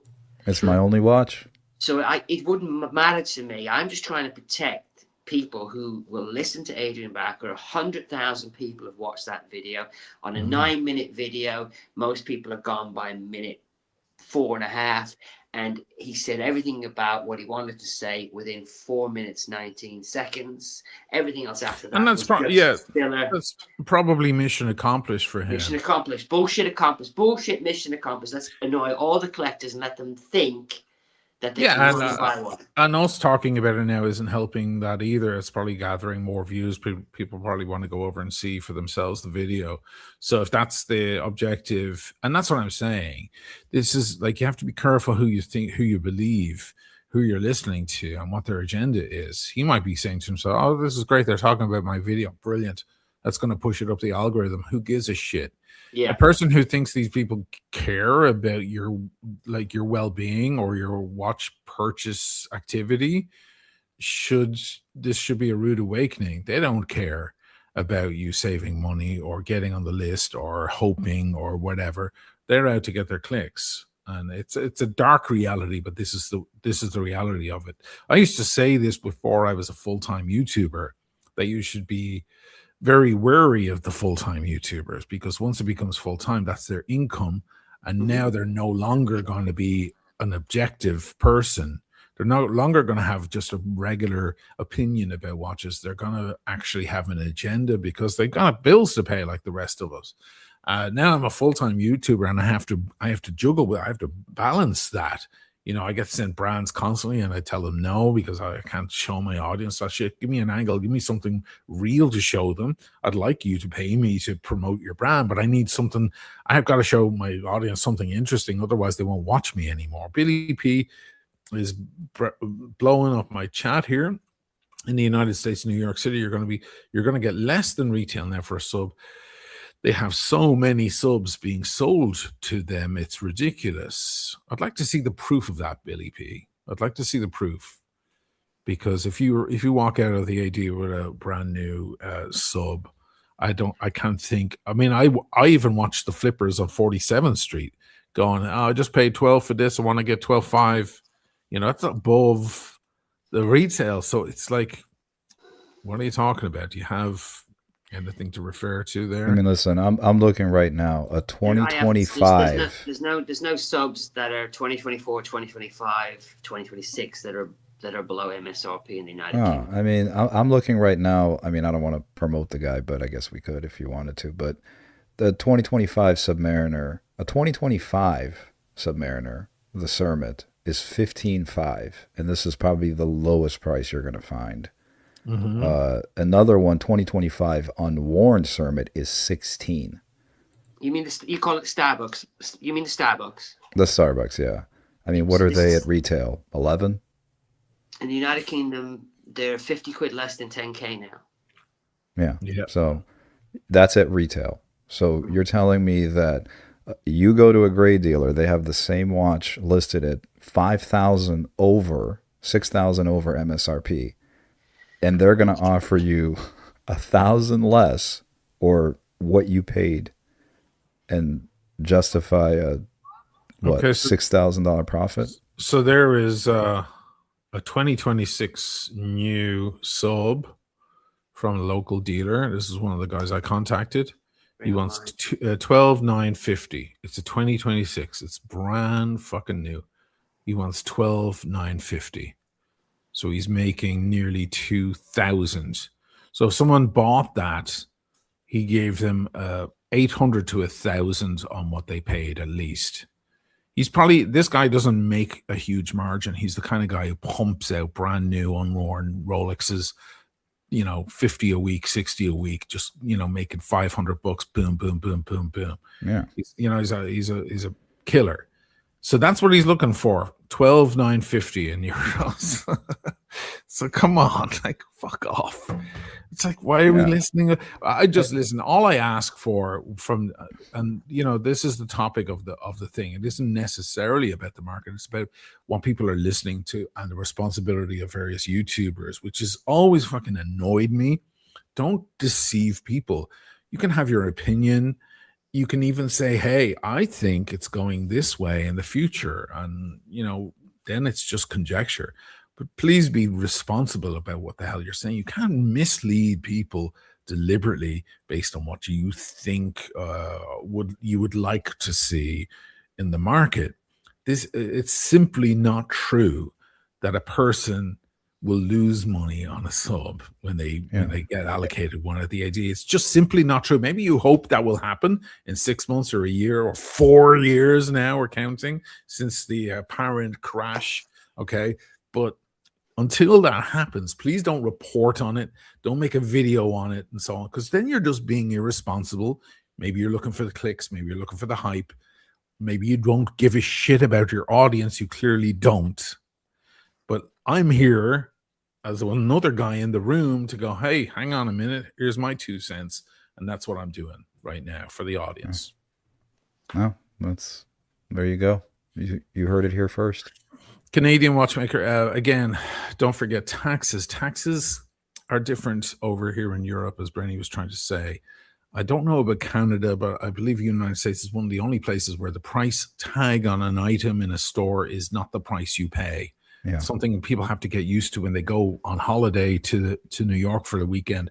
They walk into a store and the can of Coke is a couple of dollars, and then they wind up paying 35 cents extra. It's the tax gets lobbed on when you bring it to the till, the register to pay to leave the store. That's not a thing we do anywhere else in the world. It's just not a thing. Sorry. When you see the price of a watch here, or price of pretty much anything, that's the price. They've already built in the tax into the price. It's just the way it is. So it varies across the states. That's why they have to do it last minute, I assume. But and if you're buying furniture in Jersey, it's got no tax, which is why a lot of New Yorkers go to IKEA in Jersey instead of IKEA in Brooklyn, because there's no tax on furniture. Every different state has something that's not taxed. It's like they all divvy up, what are we going to tax? Who's going to tax what? So it's a mad confusing system over there. I don't know about Canada if they do the same thing, but over here, the price tag is the price. Yeah, and strangely, I know, aren't we weird? You guys are odd. Yeah, but all those details are very critical. Again, if you're going to talk about any topic that has complexity and nuance, and you have a deliberate effort to not address that complexity and nuance, you're by definition misleading people, right? Especially if you know that a portion of that audience doesn't also know that there is complexity and nuance in that topic. And you're painting with these broad strokes. You're saying things like the market without differentiating between gray market, large, resellers, individual peer-to-peer sales, Chrono 24. You're just kind of lumping everything into the market. You're cherry picking examples of maybe the lowest price you found on Chrono 24 versus the highest price you found or were quoted by a dealer. And you're just putting those specific pieces out. There's just a symmetry of information there. And like you said, if you're in a position of authority or responsibility for any topic, you should be responsible and have that, be part of your actual message, to be clear, concise, and honest. But we're on about brand new, unworn, full sets, everything tickety-boo. Yes. A Submariner can be cheaper because the white tag's missing. A Submariner can be cheaper because the guy wore it 5 times. There's so many nuances to it. But what Adrian Backer clearly said is that don't bother going to Rolex AD to buy a Submariner date, because you will get offered less than MSRP for it. And it's a good thing, and people will be able to walk in and buy them now, because it's not a flipper's market anymore. I bought a sub in, what was it, 2019 or something, for my AD here, and I spent 7,800 sub date, 7,800 euros. Can you believe it? And I was offered. I wasn't in the market for it. I already had one. And I was like, fuck it. And it was coming up to Christmas. And I reached out to a guy who's a watch mender who also has people he can sell to. I was like, would you be interested in this? And this was within weeks of buying it. I'm ashamed to say, but maybe I should have kept it. But he gave me 9,500 for it. And I believe he probably moved it on for 10,000. So he made a quick 500 for himself. And it was a side gig for him. He's a watch repair guy. So what did I make? I made 1,700, right? And at the time, I remember thinking, wow, I just made a clean 1,700 so easily. Now, things went they went astronomical after that. And even to today, you can sell a Pepsi for nearly twice. In fact, I just heard today that the Pepsis apparently are going back up again because of the rumors of it being discontinued. It always happens around this time of year. But it's funny to me that back then, making 500 or $1,000 or 1,500 on the watch was an absolute, it was an incredible thing.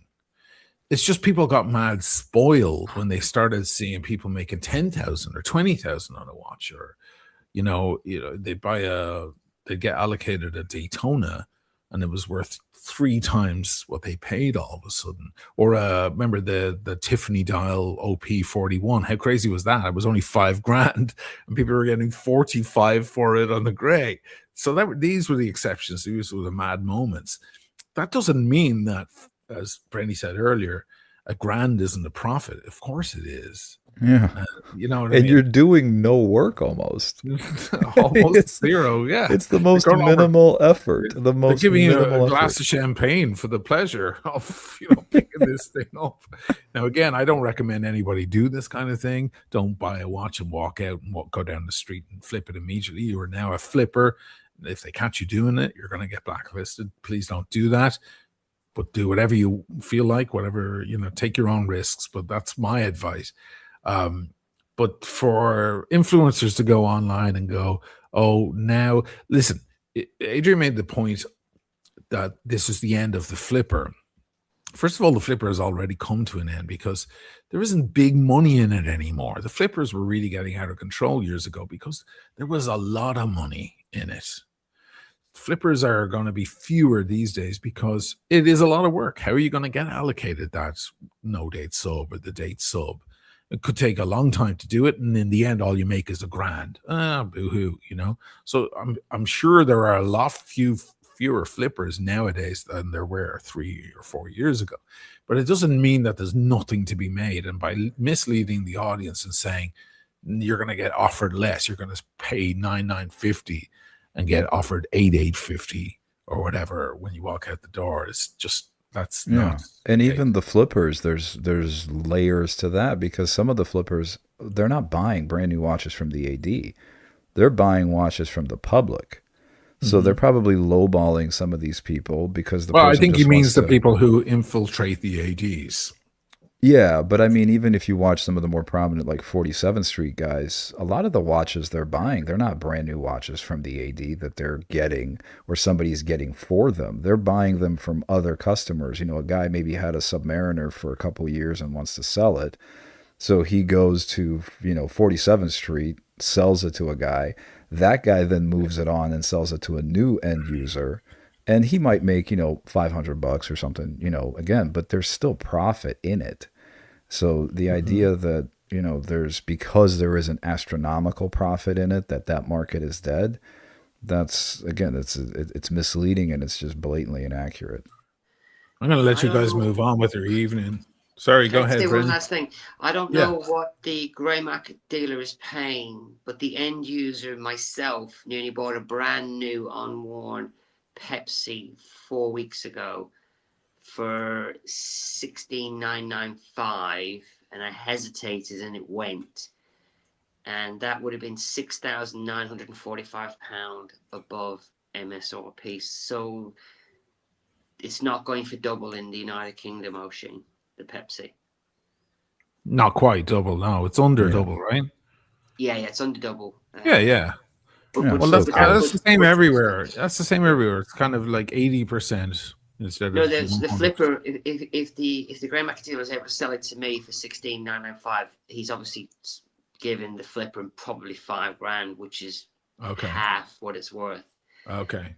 So the market is one of the funniest things is the Sprite. All those people that bought the Sprites, Yeah, they I can know. run That's it dropped. money. That's dropped a lot. They can't even give them away now.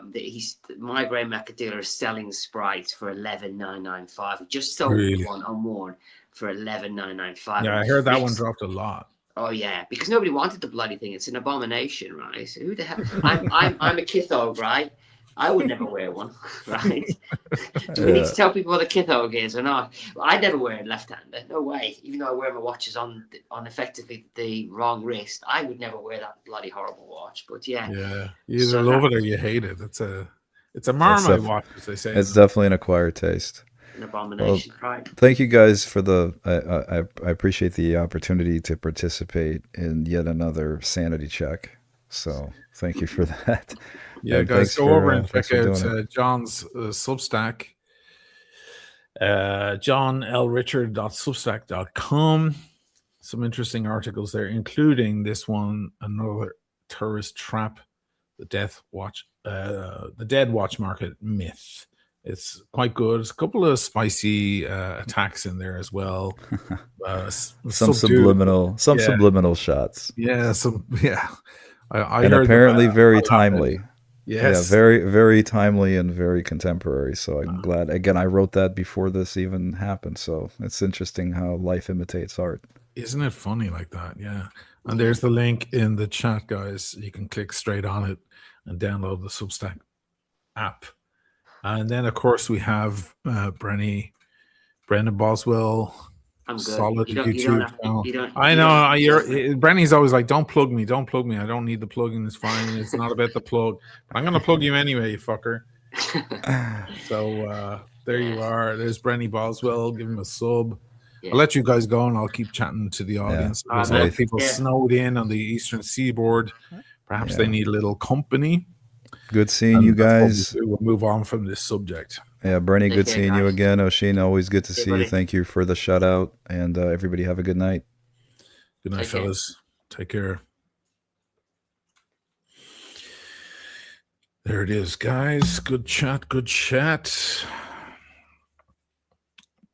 It's also would be nice if you could see your. No, you can't see John's face. It's not his name either. He works for the U.S. government. We can't.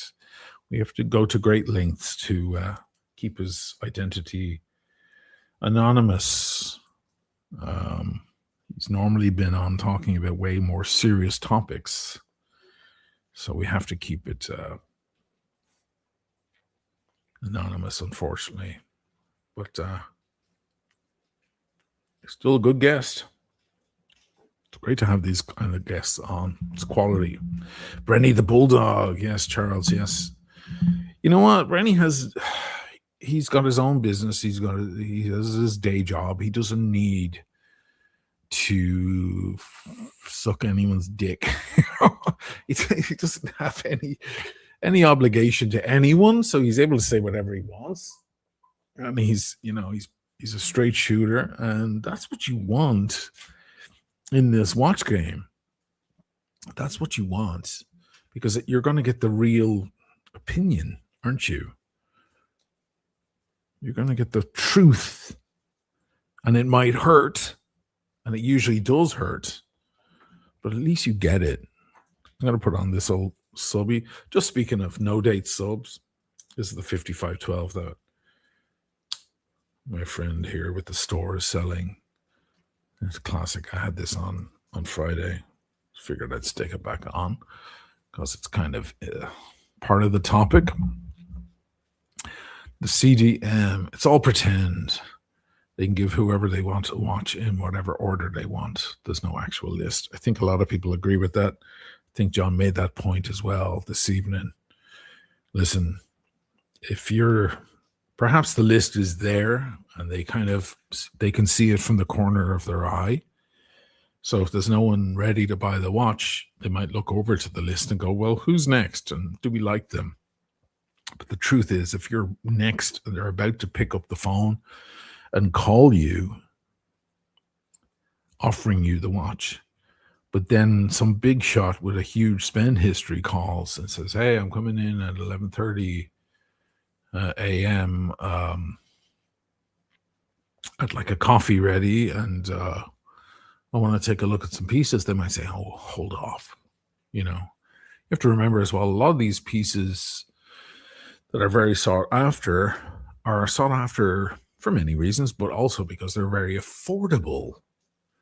There's a lot more guys out there with 10 grand for a Submariner than there are with 80 grand for a the platinum date or whatever it costs these days. Just more guys out there who have the 10 grand to spend than a guy with 50 or 80 grand or whatever. So these automatically become the more sought after pieces because you can still have a Rolex on your wrist and you didn't spend 50 grand or 80 grand or whatever. So it's one of the reasons why they're sought after. But you have to remember, all these big players, they come in and they get allocated a Rainbow Daytona or something off catalog that costs over 100 grand because they've been buying watches in there for years, decades maybe. They own a local business where all the employees, especially the manager, likes to go.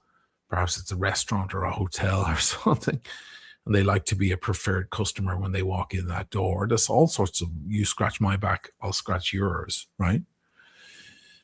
And a lot of these fuckers come in, they're in their 50s or 60s, and they buy the $100,000 watch, and they go, okay, oh, by the way, my son's turning 25 tomorrow. Do you have a no-date sub just lying around? I'd like to grab one for, oh, yes, certainly. It doesn't matter who is on the list and who is about to, their dreams are about to come true. They're going to go, oh, sorry, oh, absolutely, yeah, something for your son, certainly. Yeah, there you go. There's a no-date sub. And then you never get the call. You never knew you were about to get the call. The call just never came. This is the way it works. Cabby Wan, they only make 1 million Rolex a year. Nowhere near enough. And the games begin. You have to remember the 1 million watches a year. I know a lot of people use that. They kind of say, oh, it's 1 million watches a year. How are they selling 1 million Rolexes? The truth is the catalog is massive. The catalog is enormous, guys. And if you divide it down, you begin to start seeing the numbers.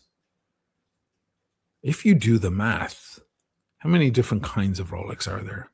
Land Dweller, Day Date. Okay, 1, 2, 3, 4, 5, 6, 7, 8, 9, 10, 11, 12, 13, 14, 15. Right now, there are 15 different subsections. And within each one, you have different ones. So, of course, you've got the Submariner, which divides down between the no date, of course, which is the classic, And then you have the date that comes in how many different variations. You have you can go for the Starbucks version, or you can go for two-tone, either in black or blue. Then you're into yellow gold, either in black or blue. And then white gold, which only comes in the blue and the black like that. So now you've already divided down into 7 or 8 different types.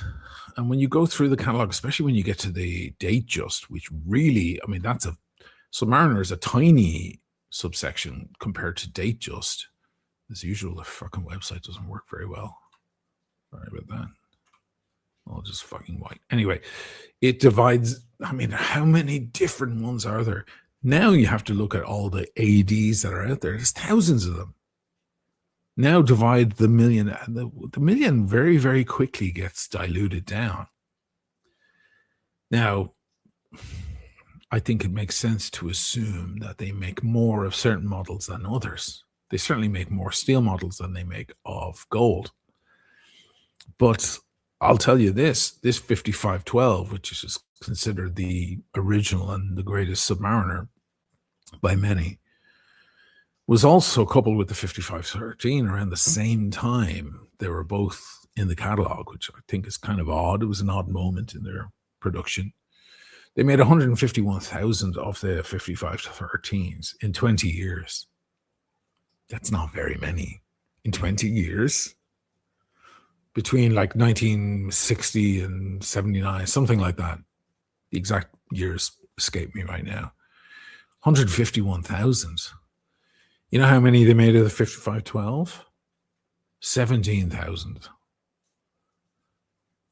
When I had my bluesy, my gold bluesy, those numbers finally came out in this book here that I have lying right here. It has they finally released the official numbers. They made a certain amount of the two-tone, of the steel.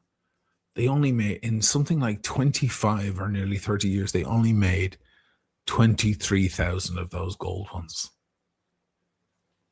That's all that's out there. When you divide it over those years, it's actually quite few. So you have to do the math, divided by the number of ADs that are out there. I'll tell you guys this again, but my guy here, my AD, I know him from outside the AD. Like, I actually know him personally. His mother passed away, and I went over to see if he was okay and all of that. He's been in my house. He actually filmed when I did the Canali modeling gig, and there was a photographer and the other person. He was the guy filming it. He was the fourth person that you don't ever see. He's the guy holding the camera. And he came over to check out the camera one night that he was going to use for that. And I had just picked up Daytona ceramic steel. It was my first ceramic steel Daytona. It's a black one, my favorite. Everyone loves the Panda, but my favorite is the black.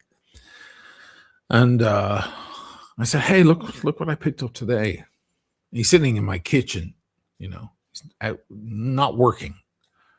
And he was like, "Oh, look at that." And he goes, "You know how many of these I've seen come through the store in all my years?" He, at the time, that was 3 years ago, he at the time was with Rolex here in Venice, one of the richest cities in the world, for 22 years. 22 years he had been with them. He's like, "You know how many of these I've seen come through the store? Maybe 2 ever. In Venice, where the richest people on earth come to, where they park. Diane Furstenberg parks her fucking enormous yacht around the corner, and George Clooney comes here with his wife every fucking year. It's like the wealthiest of the wealthy come through here, and Monaco. They're the 2 hot spots of Europe. There's 2 Rolex ADs within 80 feet of each other here. And he saw a couple of those ceramic Daytonas come through his store after 2 decades. So people they shoot out this number. They go, it's 1 million watches a year. First of all, that's not confirmed either. It's just an educated guess. when I first started doing this stuff with watches, everyone would say it was 700,000 watches a year. That's what everyone would say. And then it was like Chinese whisper. It just got bigger and bigger and more exaggerated. Next thing was 800,000. Oh, it's 1 million. Oh, it's 1.2 million. People just start saying, there's no, confirmation or evidence of that. They just make a guess. But even if it is, it divides down, guys. It really divides down.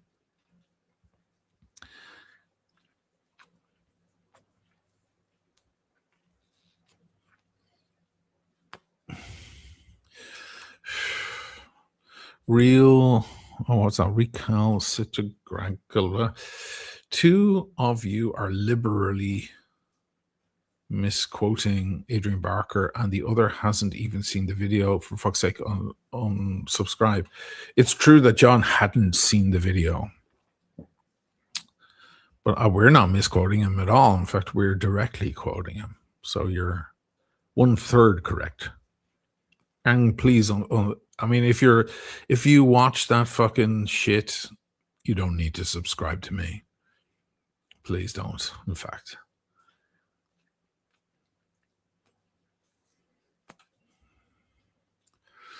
$145 different variations.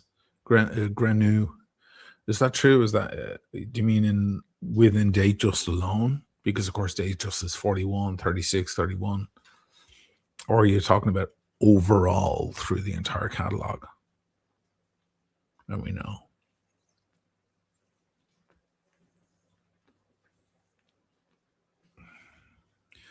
Anybody in the winter storm? Anybody in New York, Boston, surrounding areas, watching snow coming down? Let me know. How bad is it?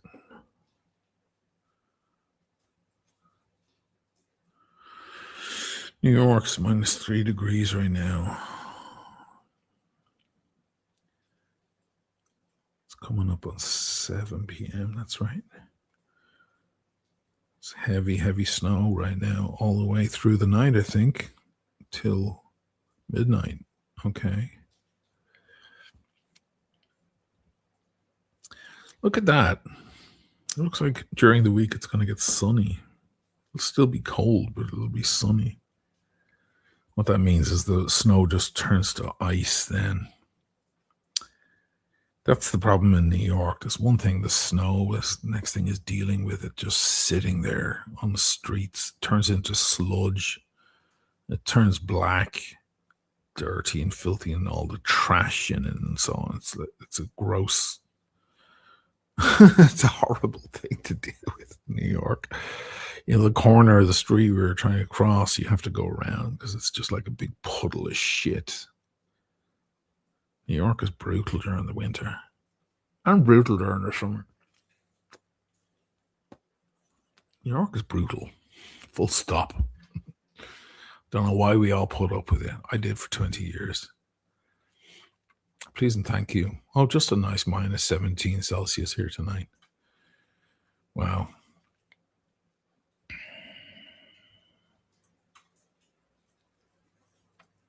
'20th century is storming in Oakville, Canada. Yeah, Canada gets hit pretty hard, right? Chris is on the Upper East Side. We got about a foot here so far. Is it still snowing, Chris? Or has it stopped?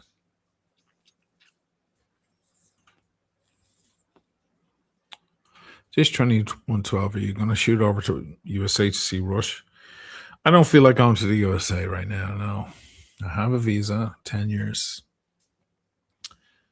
I don't really feel like going over there right now. Ooh, what's going on? And from what I hear, the Rush shows are already sold out and stuff. I'll be curious to see how that new drummer does. It's going to be big shoes to fill. I don't really feel like going to the States. A lot of people I know who are in the States feel like moving over here now. They've had enough.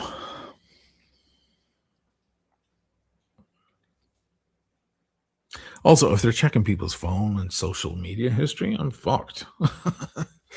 I'm fucked. You guys have been boasting that you have freedom of speech for so long. Now it's fucking gone. Gone.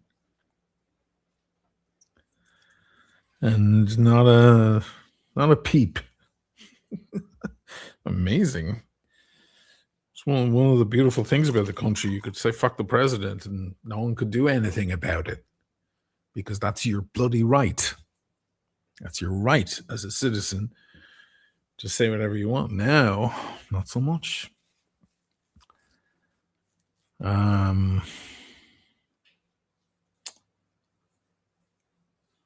It's also funny as well that so many people were stockpiling arms in their house for so long, thinking, what if the government takes over and starts ripping people off the streets? And now that that's exactly what's happening, people are getting shot cold blood on the streets.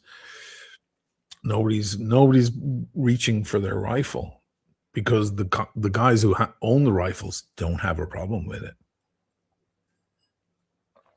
That's rough. What happened to that gentleman yesterday? The nurse.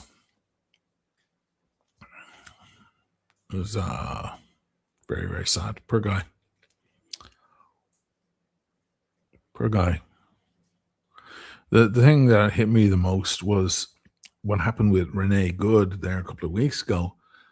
Didn't recalibrate ICE at all. They didn't say, fuck guys, let's take it easy, Don't fucking pull your gun unless absolutely necessary or whatever. They didn't learn anything from that. It emboldened them. They're caught on tape saying things like, haven't you learned? To protesters, conscientious observers. They're going, haven't you learned? Haven't you seen the way it is? It emboldened them. Fuck.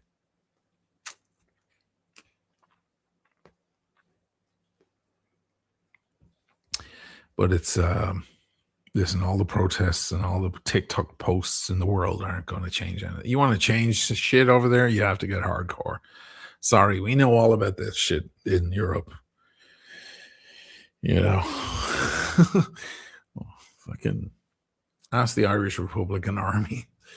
They stopped asking nicely a long time ago. Then the bombing started. Ask Fidel Castro. Ask fucking Hamas. The asking nicely doesn't work. You have to bring it up to the new level. If Americans want shit to change, they have to bring it to a new level. Otherwise, just stay at home and eat cake and watch The Simpsons. Because unless you're ready to rock and roll, they ain't listening. They're watching your protests on the streets, which is lovely and it's heartwarming and all of that. See Americans come together and care for one another. But they're watching it going, look at that, how cute that is. They're not going to listen until shit gets heavy.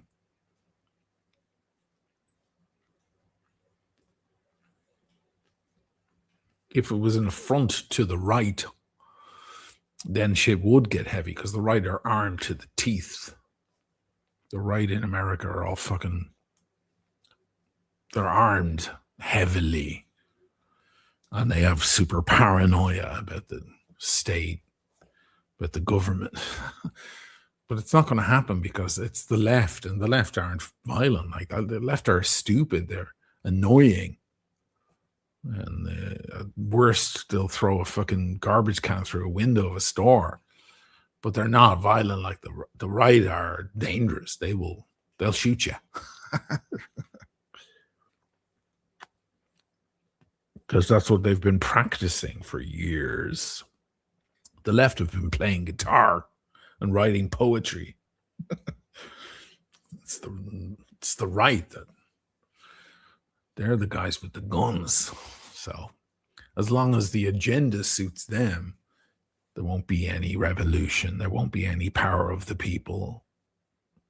Won't be any of that. So there's nothing that can be done. It's great to end on a political note, isn't it?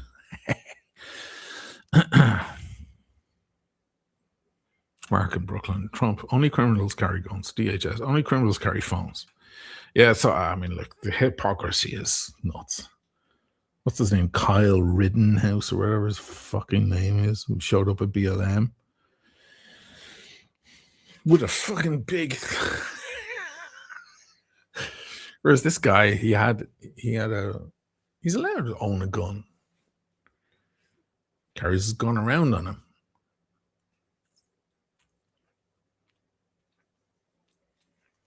He wasn't using it. He didn't point it at anyone. He didn't even reach for it. It's already taken off him before he was gunned down. 10 times, right? Or 8 times, something like that. They put a bunch of bullets in him, and they said, boo-hoo. So we can add that to the list. So we have fucking bitch, right, from a couple of weeks ago. Now we have boo-hoo.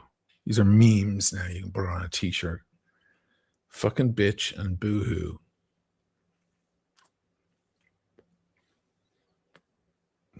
It's a sad thing, but the truth is, as much as I love Americans and have a strong relationship with the United States after being there for 20 years and so on, and, you know, members of my family being American, it's true that somebody said it's like Germany in the 30s, that 1/3 of the population would happily watch another third of the population be exterminated, while the third third watches without doing anything, sits back and watches. And it's true that in many ways Americans hate Americans, you know, that Americans hate other Americans more than anyone else across the pond hates any of them, you know. There's more vitriol, there's more ire, more hatred between a right-wing, gun-tooting, tobacco-chewing Republican toward the woke, toward lesbians and gays and so on, than even Iran has for any of them. That dude hates Renee Good more than Iran hate Renee Good or any of them. It's not terrible.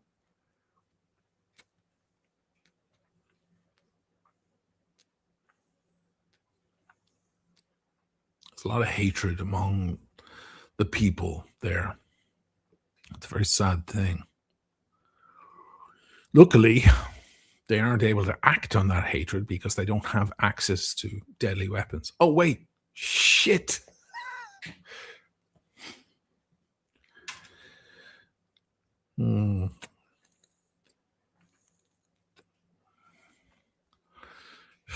John M. Anderson, our government is involved in spraying chemicals over. So you're a chemtrail guy?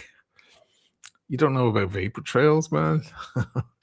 All over the United States, blasting our skies daily in Southern California. I'm not surprised you're from Southern California, by the way. I know a lot of people. It's not conspiracy. It's happening. John, I don't know what to tell you, John. That's interesting. How much do you know about the science of vapor trails, first of all? And my second, I'm not against conspiracy theory, you know. I'm always open to hearing the conspiracy theory. Sometimes they turn out to be true. You have to remember as well, sometimes the official story is a conspiracy theory, a theory about a conspiracy. So you've got to put it all in the catalog. I would say to you, John, I have one question for a guy like John. Do you believe in lots of conspiracy theories? That's a giveaway. Because if you believe that it's chemtrails, right? You see the vapor trails across the sky, and you think it's chemicals, right? Okay, maybe that's true. Do you also believe that COVID was a hoax and the vaccines are controlling of the population and the moon landing was faked and JFK was Mossad and etc. 9/11 was an inside job? Do you believe them all? Because if you do, then you need to look in the mirror. you might have a condition. If you don't have that might be the sign that you don't have critical thinking. It's a good idea to listen to all the conspiracy theories and make your own evaluation. But if you believe them all, there might be a different problem. That's all I can say. And I know conspiracy theory. I'm not unfamiliar with conspiracy theory, man. I know a lot about it, and I've read all the stuff. I'm always open to hearing it. I'm just saying, think about that.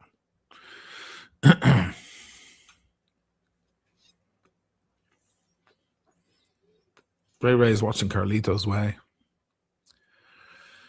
That's a good idea during the storm. Well, there's probably a storm where Ray Ray is anyway, because that's pretty much where storms happen constantly. So he's probably holed up in his house, snug by the fire anyway. But it's a good idea to pick your favorite, as Zoran Mamdani said, pick the worst reality TV show you can find and binge watch it. Stay indoors. Every year, the mayor of New York has to say the same stuff. It's like, please, no matter how important you think that thing is that you have to cross town, please just stay at home. It's just to minimize the numbers of people slipping and fucking dropping in the snow. And I think of the first responders have to go out and find you in that snow, fucking resuscitate you. Stay in. Watch Netflix. Hopefully you stocked up.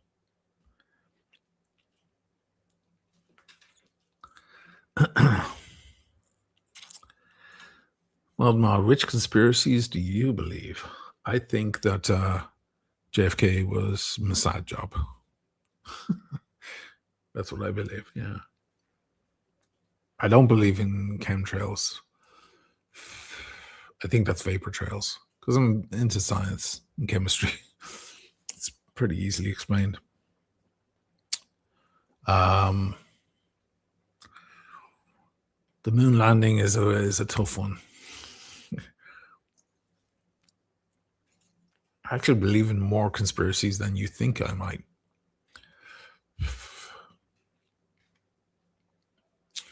I don't know. Princess Diana. I don't know. Again, I'm open to it. I don't believe the earth is flat. That's a bad one. You really have to ignore everything we've learned as a civilization. I don't think that the COVID was invented to control the masses or anything like that. And I don't think that the vaccines were a hoax or whatever. I lived with a doctor for 2 years. It's very hard to... I recommend everyone live with a doctor for 2 years. You get a very big smack of reality. You don't understand. It's like, I don't know. I don't understand why people, when they have a problem with their car, they go to a car mechanic who sees those problems every day, and they trust the car mechanic. He could be an asshole and overcharge you, but you don't know what's going on with the car unless you're really, really handy with engines. Same with a computer problem. You have the computer technician. You've got a problem in your network in your office, and the computer technician comes along to iron out the creases. These are experts, you know. It's strange to me that a study that's been going on for 12 or 1300 years gets to be questioned by some armchair expert who fucking searches the internet. When I used to, you know, when you come up with you'd hear about some fucking drug that was taken off the shelves or something like that. And you do a big search on the internet, or a little search on the internet. See what people are saying, the YouTube videos about it or whatever. And then come to some sort of conclusion. Those moments would happen when I was with the doctor. She was a high-level doctor, not I don't want to shit on other departments of the medical profession, but there are tiers, there are levels, okay? There's like a difference between a guy who plays a little piano in a bar down the street and a classical pianist who plays Brahms piano concertos with an orchestra, okay? They're both pianists, but one is a little bit on a different level. So she was one of those in the medical industry. And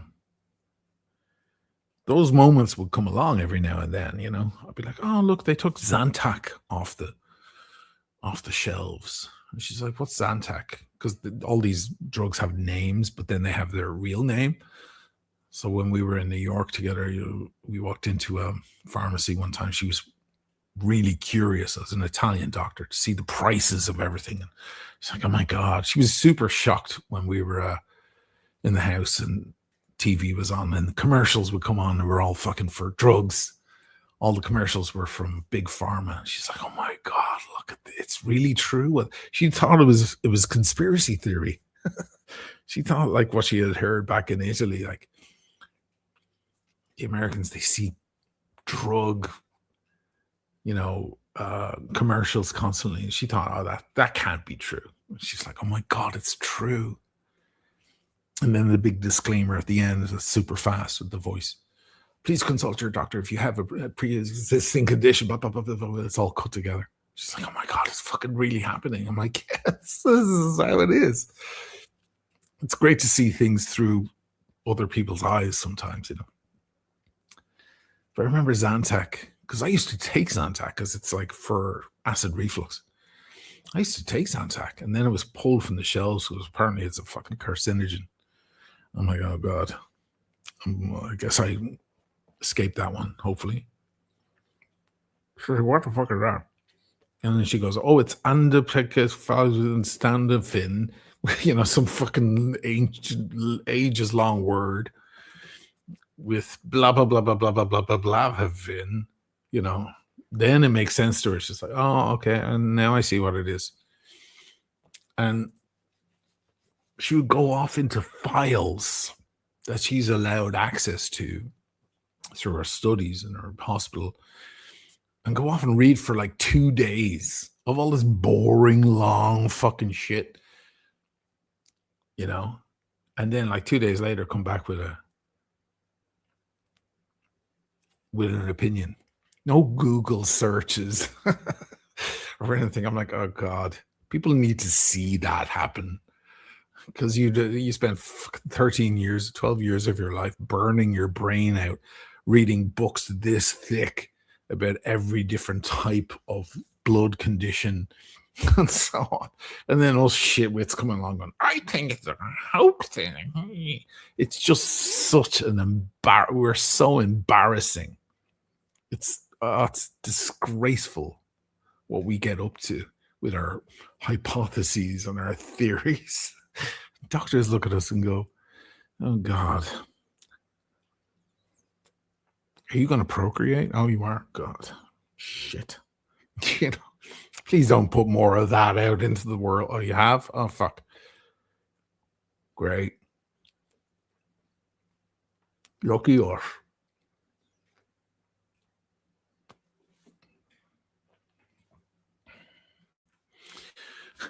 Omega fanboy. Are there lizard people amongst us all? Sometimes you do see someone that resembles a lizard. It's not good. It's not good. You kind of go, oh shit. No, I don't believe that. But sometimes then someone has a lizard look and you're like, oh God, shit. Is there truth? You're thinking of V. Remember the show from years ago? The aliens come and they look just like us, but then we discover a few episodes in, they're actually lizards with skin suits on. They're taking our water. They're after our water, which is a debunked theory because there's plenty of water to be found throughout the universe. They don't need to come to our planet.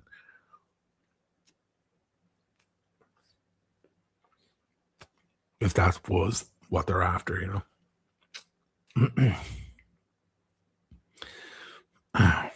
Butters, hi from snowy Buffalo. Hi there, Butters. That's upstate New York.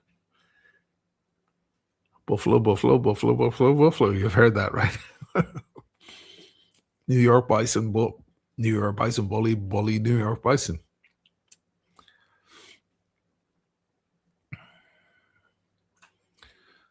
Julio, we live in the Matrix.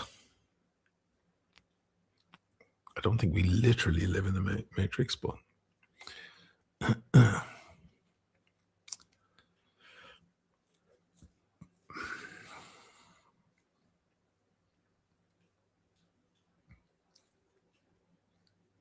Raphael, it was about Adrian Barker's video. Then it came into this. Well, yeah, we had that discussion for about an hour and a half. And then the lads left.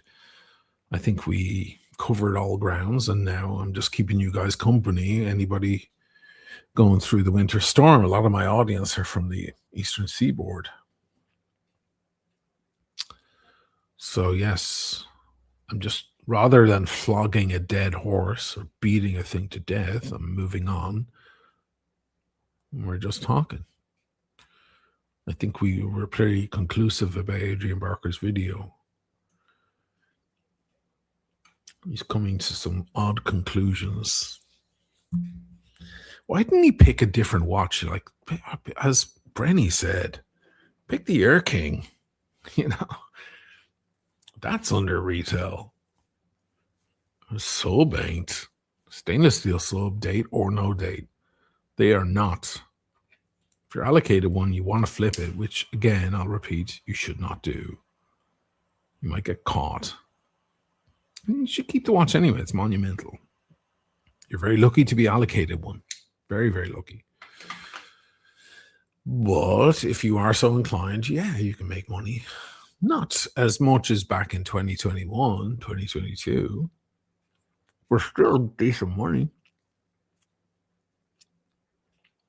They'll buy it from you. They'll buy it from you in a second. Brenny was quoted 1,000. I was quoted 1,500 over retail. Then they'll go and make their 500, 800, 1,000, whatever they make. If it's brand new, that's what we're referring to. I have an obligation to come out and tell everyone, you know, Adrian can say whatever the hell he wants. It's a free country. Doesn't mean it's true. I have the obligation to come out and say, not so fast. It's not precise. Because there's a lot of people who will take it verbatim and go, oh my God, that's Bible. Don't do that. Don't do that. Don't make a fool of yourself in the AD during the week going, hey, I heard. They'll look at you and go, who? Who told you what? No, we won't. We don't have one of those watches for you, sir. Sorry. If you'd like to put your name down, you'll get the same spiel. Now, if at some point in the future these watches do go for under retail, that is the end. You know, if a stainless steel sub is going for 10K and on the gray market it's gone for 7, well, then they've hit rock bottom, haven't they? Rolex are coming to their end because why buy one? Why get on the list? And that's just a stainless steel piece.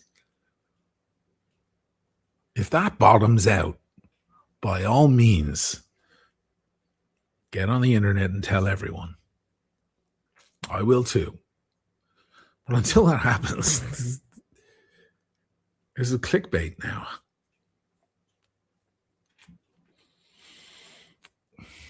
Andy Dufresne, good friend of mine, got the new Speedy for 15% under retail. The one with the contrasting subdials.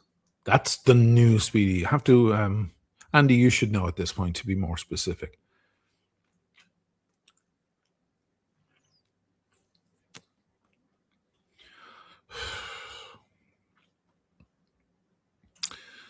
Paul Bird, would you take an Air King if offered from the authorized dealer? I might, because it's not that much more from the AD. It's more, but I might just take it anyway because it's a brand new watch, and you're not talking about, like, if they offer you a solid gold fucking sub, I don't think you should take it. You'll save a lot of money if you just go to the gray market and you'll find it in new condition, maybe unworn. You can save a significant amount. There's a break-off point, I think. There are certain advantages to buying a watch from the AD. Yes, one is it's your watch, your name, blah blah blah, brand new, no questions about its history or anything. That's nice. Second of all, you may be working your way up in your purchase history with them. So if it's a grand or two more, you might go, okay, it's a grand or two more, but I can afford it. And if I buy it from them, I feel like I'm going to get that call in 6 months for something. And you will, because they don't ignore the fact that you spend with them. They take that into account. At least you can say that about the ADs. They do add up what you've spent with them. So there's that too. But there's a break-off point, isn't there? If it's $500 or $1,000 more, you might go, fuck it. It's brand new. I'm the first owner. I'll work my way up. I'm getting kudos with these guys. Fucking, it's worth spending. Money isn't everything. There are more things to life, blah, blah, blah. But when you're looking at like a solid gold piece and you can get it for 15,000 less on the gray market, fuck. I don't see any reason why. I'm assuming, I don't know. I should ask my friend about this. I'm assuming that with a $50,000 GMT in gold, they're giving discounts to people who want to buy them. But they better be. They better be giving them for 45 or 43 or so. Make it worthwhile. Because otherwise you just go to the gray.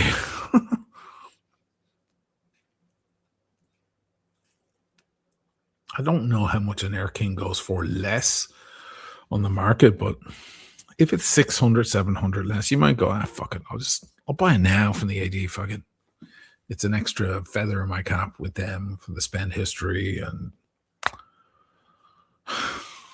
at least I have the watch now and it's brand new, blah, blah, blah. And there's more in life, more to life than money. But if it's a couple of grand, then there might be a break-off point, and that will vary depending on who you are and how much money you have and things like that. It's case by case. Rufus, Adrian Barker did give Morgan Stanley and watch charts as his reference to back his claims. I don't think that they're not real world claims. Watch charts for me it's pontification and projection, and I never found the watch charts to be particularly realistic. And I think the proof is in it right here.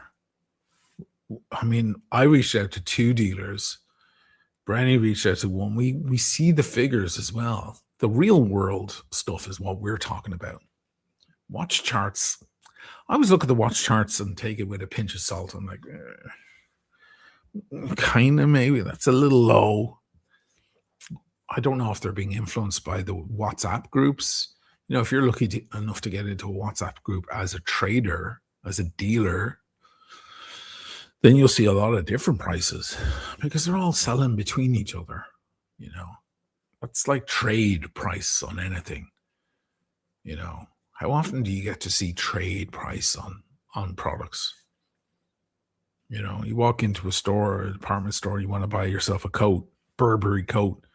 Do you want to see the trade price of that? I don't think you want to see it because it'll turn you off the retail price really quickly. Fairly lively, as they say in Ireland. So that's different. The sub as well is very strong. It's always been strong. If the market does belly out completely, in the end, it just completely takes a shit in the bed. The sub, I think, will be the last to go. The sub, the Pepsi, and the Panda Daytona, they'll be the final. They'll be the last ones. You know, I think.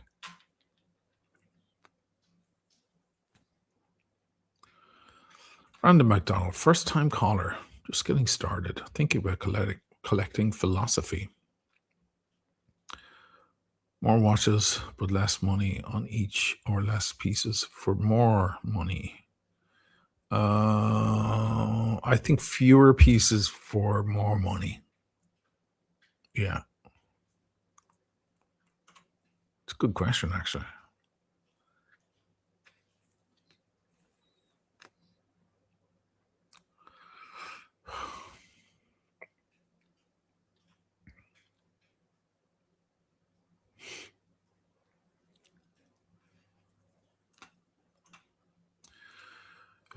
Anybody snowed in?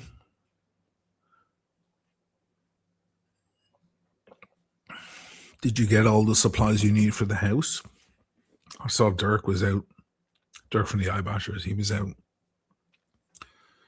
picking up extra butter because he wanted to make scones. I wouldn't have the first clue how to make a scone. My mother made them my whole life, and I never paid attention. But he needed extra butter, so he was out in the snow getting butter.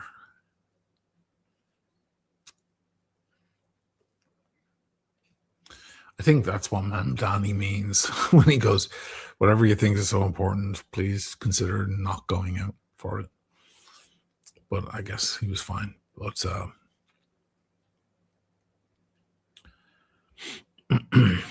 it's funny, I remember in the snowstorms in New York years ago, there was funny memes going around the internet, like anywhere else in the world when there's a snowstorm coming in, it's like get supplies like bread, butter, milk, eggs, you know, water, things to eat, and so essentials. And the New York list was vodka, cigarettes.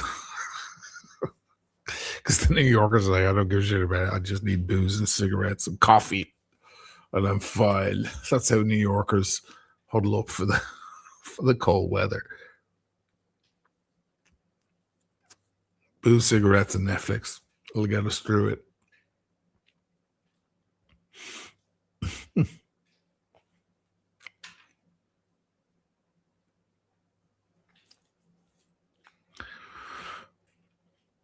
I'll just change watch then for the end. This is the 5512. It's still for sale. It's not mine. Frollo owns this. It has the service card and everything. It's a stunner.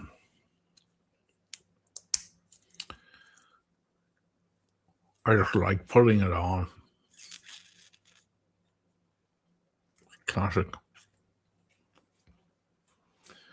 But I'll put on one of my new acquisitions here, the Breguet.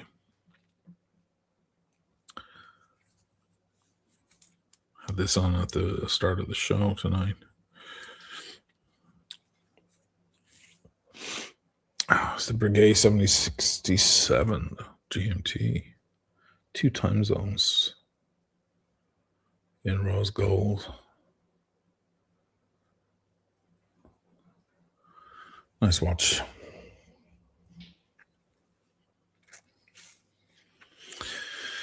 Any last questions before I go? Good crowd tonight. Earlier on, it was a big crowd. I guess people were tuning in because it was a spicy thumbnail.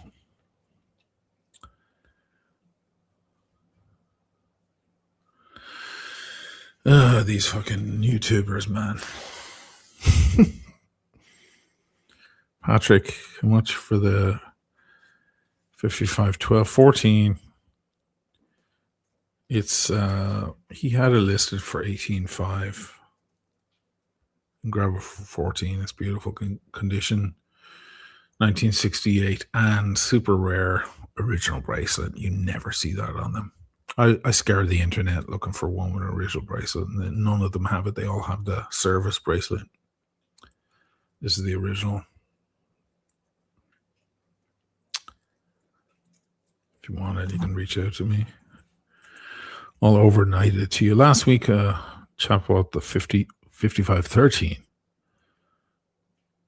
So he has it already on his wrist. But, the 5512 is even more collectible. With this configuration, there's a lot of different ones. There's a gilt dial, the matte dial, blah, blah, blah. You can go in. You can get very heavy into it. With this config, you're looking at about 18 to 20 on the market. He's happy with 14. He's just decided to shift. He's my good friend here. He has a store, 4 generations in watch sales and jewelry, impeccable reputation. He just decided he had a bunch of like nostalgia items in the safe.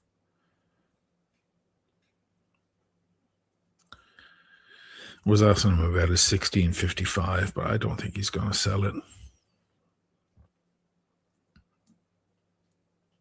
This, yeah. A lot of people consider this the best Submariner, the original and the best Submariner. All modern Submariners are based on this.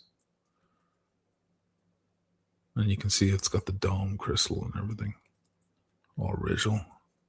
1968 and serviced in 2007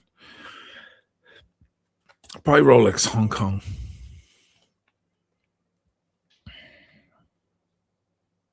Which is cool. Overhaul, clean. Bezel inserts, clean. They didn't replace anything. Bracelet clean. Crown clean, yeah. They didn't replace any of the parts, all original. See, that's the problem. You see, you send it as a Rolex, sometimes they start replacing all the bits, especially the bracelet. So that's why it's extra rare to have this. If you're a collector, just put this in the bank. Just put it away as a piece of art. It's like the fucking Mona Lisa. It's the Mona Lisa of Submariners. Definitely the coolest Rolex I've ever had in the house. Wish I could keep it myself, but renovating a house at the moment. Maybe I should just sell this thing, and I'd probably get more for this. Anyway. Euros, Patrick. What's for it? Let me do the calculation. $1 a week right now, isn't it? I had a chap send me money for the other watch. And I was like, ooh. Let me see. Euros to dollars.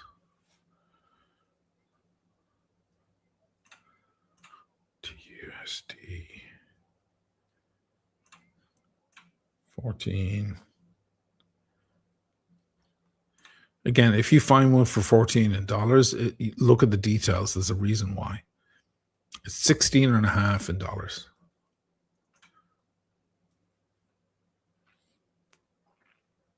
You can make me an offer on it if you want. I'm not making a dime. I'm just helping my friend out. You can make an offer if you want.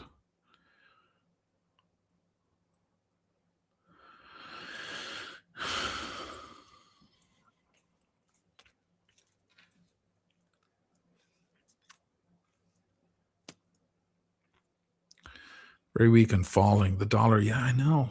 The dollar's been rough lately. Whoa. Think of that. 14 is 16.6. Oof. was a time when they were even. I noticed the Canadian dollar getting stronger. Anybody see that?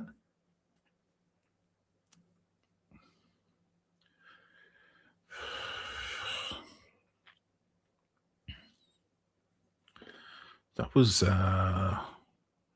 turbulent there for a bit. Ray, Brigade Sunday, all day Sunday. You guys like the Brigade? Well, I still have the tourbillon, but that's not mine. I'm gonna sell that. This was not mine either. This was supposed to be for sale, but I was like, I love this too much. I need to keep it. Also, you got to have a Brigade in the arsenal, right? It's a work of art.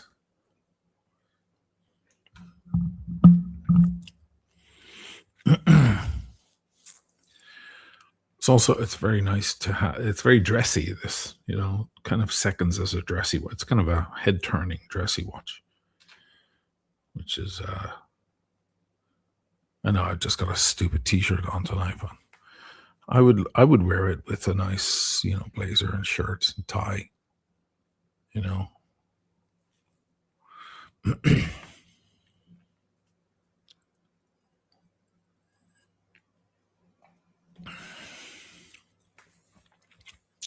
Charles is stacking gold and silver. I know I have silver over here. Sorry. I should have gold over here. I don't have rose gold, though. I don't have rose gold bracelets. Yellow gold. The other one that's still here is the Piaget. This was the thinnest watch in the world for a while.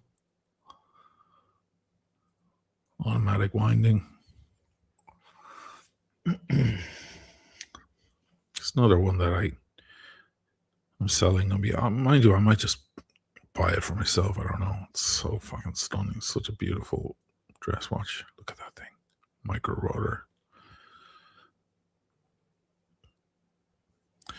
It's on Roca, big AD in Rome here. Roca, very famous. For 21. The cheapest one I can find on Chrono is 11. And this one you can have for 7,500. If you're a flipper, might be worth it. I'll put it on, why not? It's nice. Very elegant, Piaget is very high class. Dressy is like, it's the Cartier for the more discerning crowd. Cartier is so ubiquitous, everyone has it, even people that don't know shit have Cartier, whereas Piaget is more like for those in the know. Look how simple and beautiful it is. Look how slim. Amazing. Rose gold. Size, Charles, it's 43. You need to have a decent wrist for it. Obviously, it works well on me. Yeah, if you have a slender wrist, it's not gonna cut it. You should go for maybe a Calatrava or something. But for the bigger guys, where the Calatravas don't work.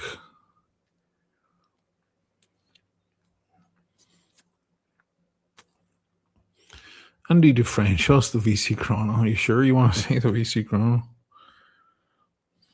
You're lucky I have it here. I had to drop stuff off at the bank yesterday. Or on Friday. Because shit can get out of hand. Be careful these days. Okay, I'll show you the VC Chrono. That one's mine. I mean, if someone wants to offer me on it, I'll take it, but it has to be a really fucking high offer. This thing is one of the best watches I have now. What's the time? Is it? Oh yeah, it's still accurate. Let's hear the wind. Although I have to say, the wind out of that thing, Breguet, is like the most impressive wind I've ever heard. I just wound it up earlier, so I'm not going to try it again. But it's fucking loud. And there's a lot going on. You can tell. Winds vary. You put on the VC chrono. There's very little point in wearing anything else when you have VC in your midst. There's a VC. Actually, I can tighten that up a little. Extra. I'm back on the salads, guys. I put on weight over the Christmas, like you do. And during the freezing cold, you're like, fuck it. But now it's time. It's time to start getting back on track. I haven't eaten a thing all day. I'm going to make a salad after I get off. I enjoy my salads. I love them. It's no sacrifice. There's a PayPal. What happened with PayPal? Somebody PayPal me? Bert. And earlier I got a PayPal from our boy, from Philip. Thank you, Philip, as always. Thanks. This is the traditionnel.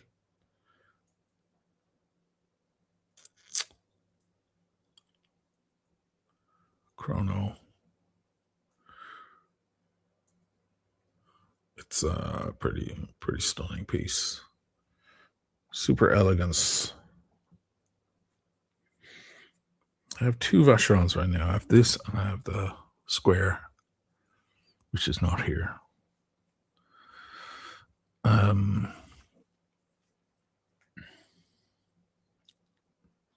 Yeah, this is monumental, but you'd have to offer me 20 for me to even consider it. 20th century, the Piaget is incredible. Yeah, Piaget is just ultra elegance, you know. Beautiful thing. I don't know, guys. I'd jump on it if I were you. If you don't, I might just go, oh, fuck it. But you have to understand, I've already bought some of these pieces for myself. I was asked to help sell them. In the end, I bought a couple myself. I'm like, fuck. This is not... It's like talking to a junkie, offering a junkie drugs. Ever had an overseas retard slow? I've never had an overseas. And I remember looking at a white dial, silver dial one in a store here years ago before they were popular. Then they became kind of the alternative to the Nautilus or the Royal Oak for a while. But I don't think they're that anymore.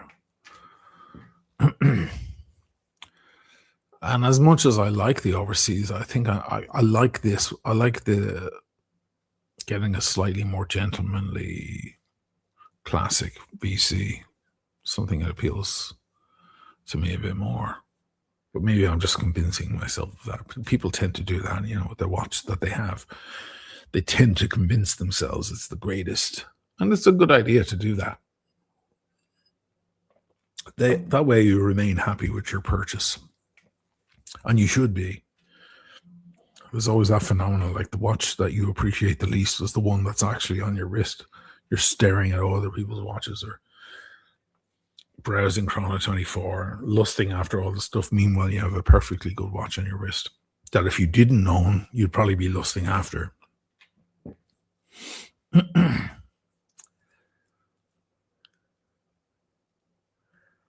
Yeah.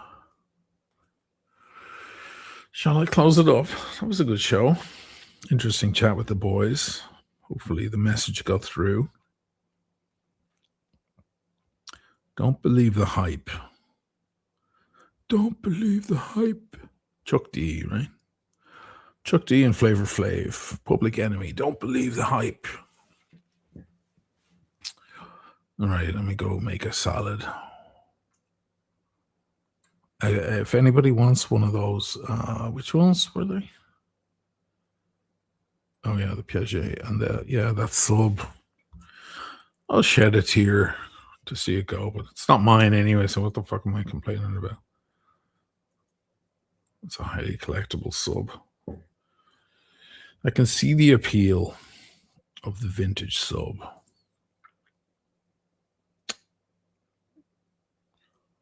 Definitely. Man, when I went like scouring the internet for info on this, because I already knew about the sub, but I wanted more info. Every different channel has a video about that going, this is why this is the greatest sub ever made.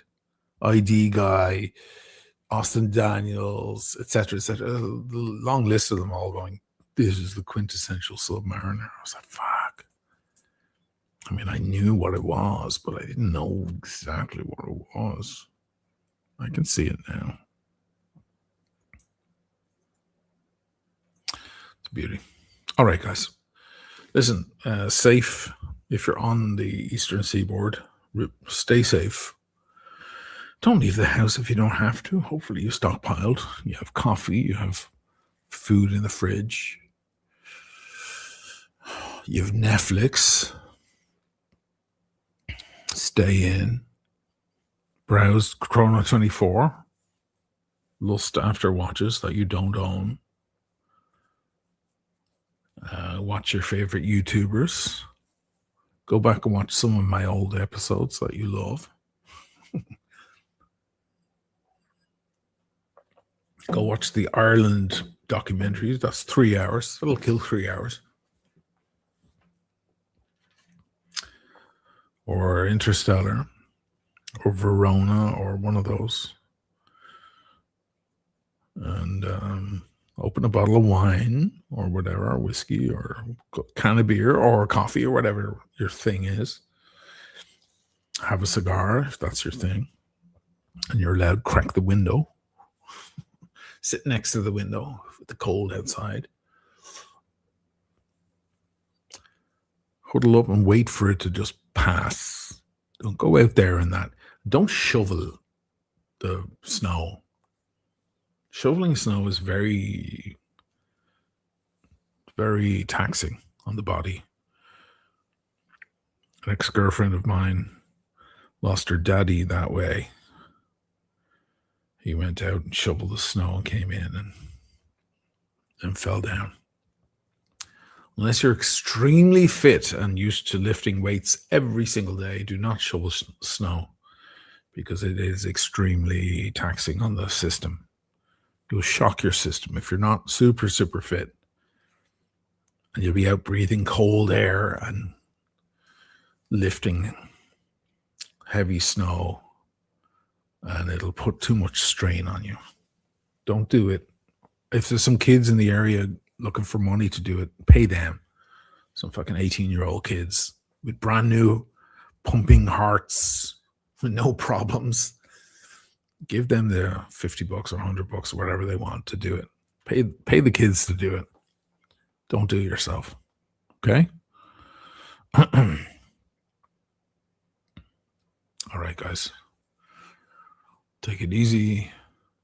Peace, love. See you soon.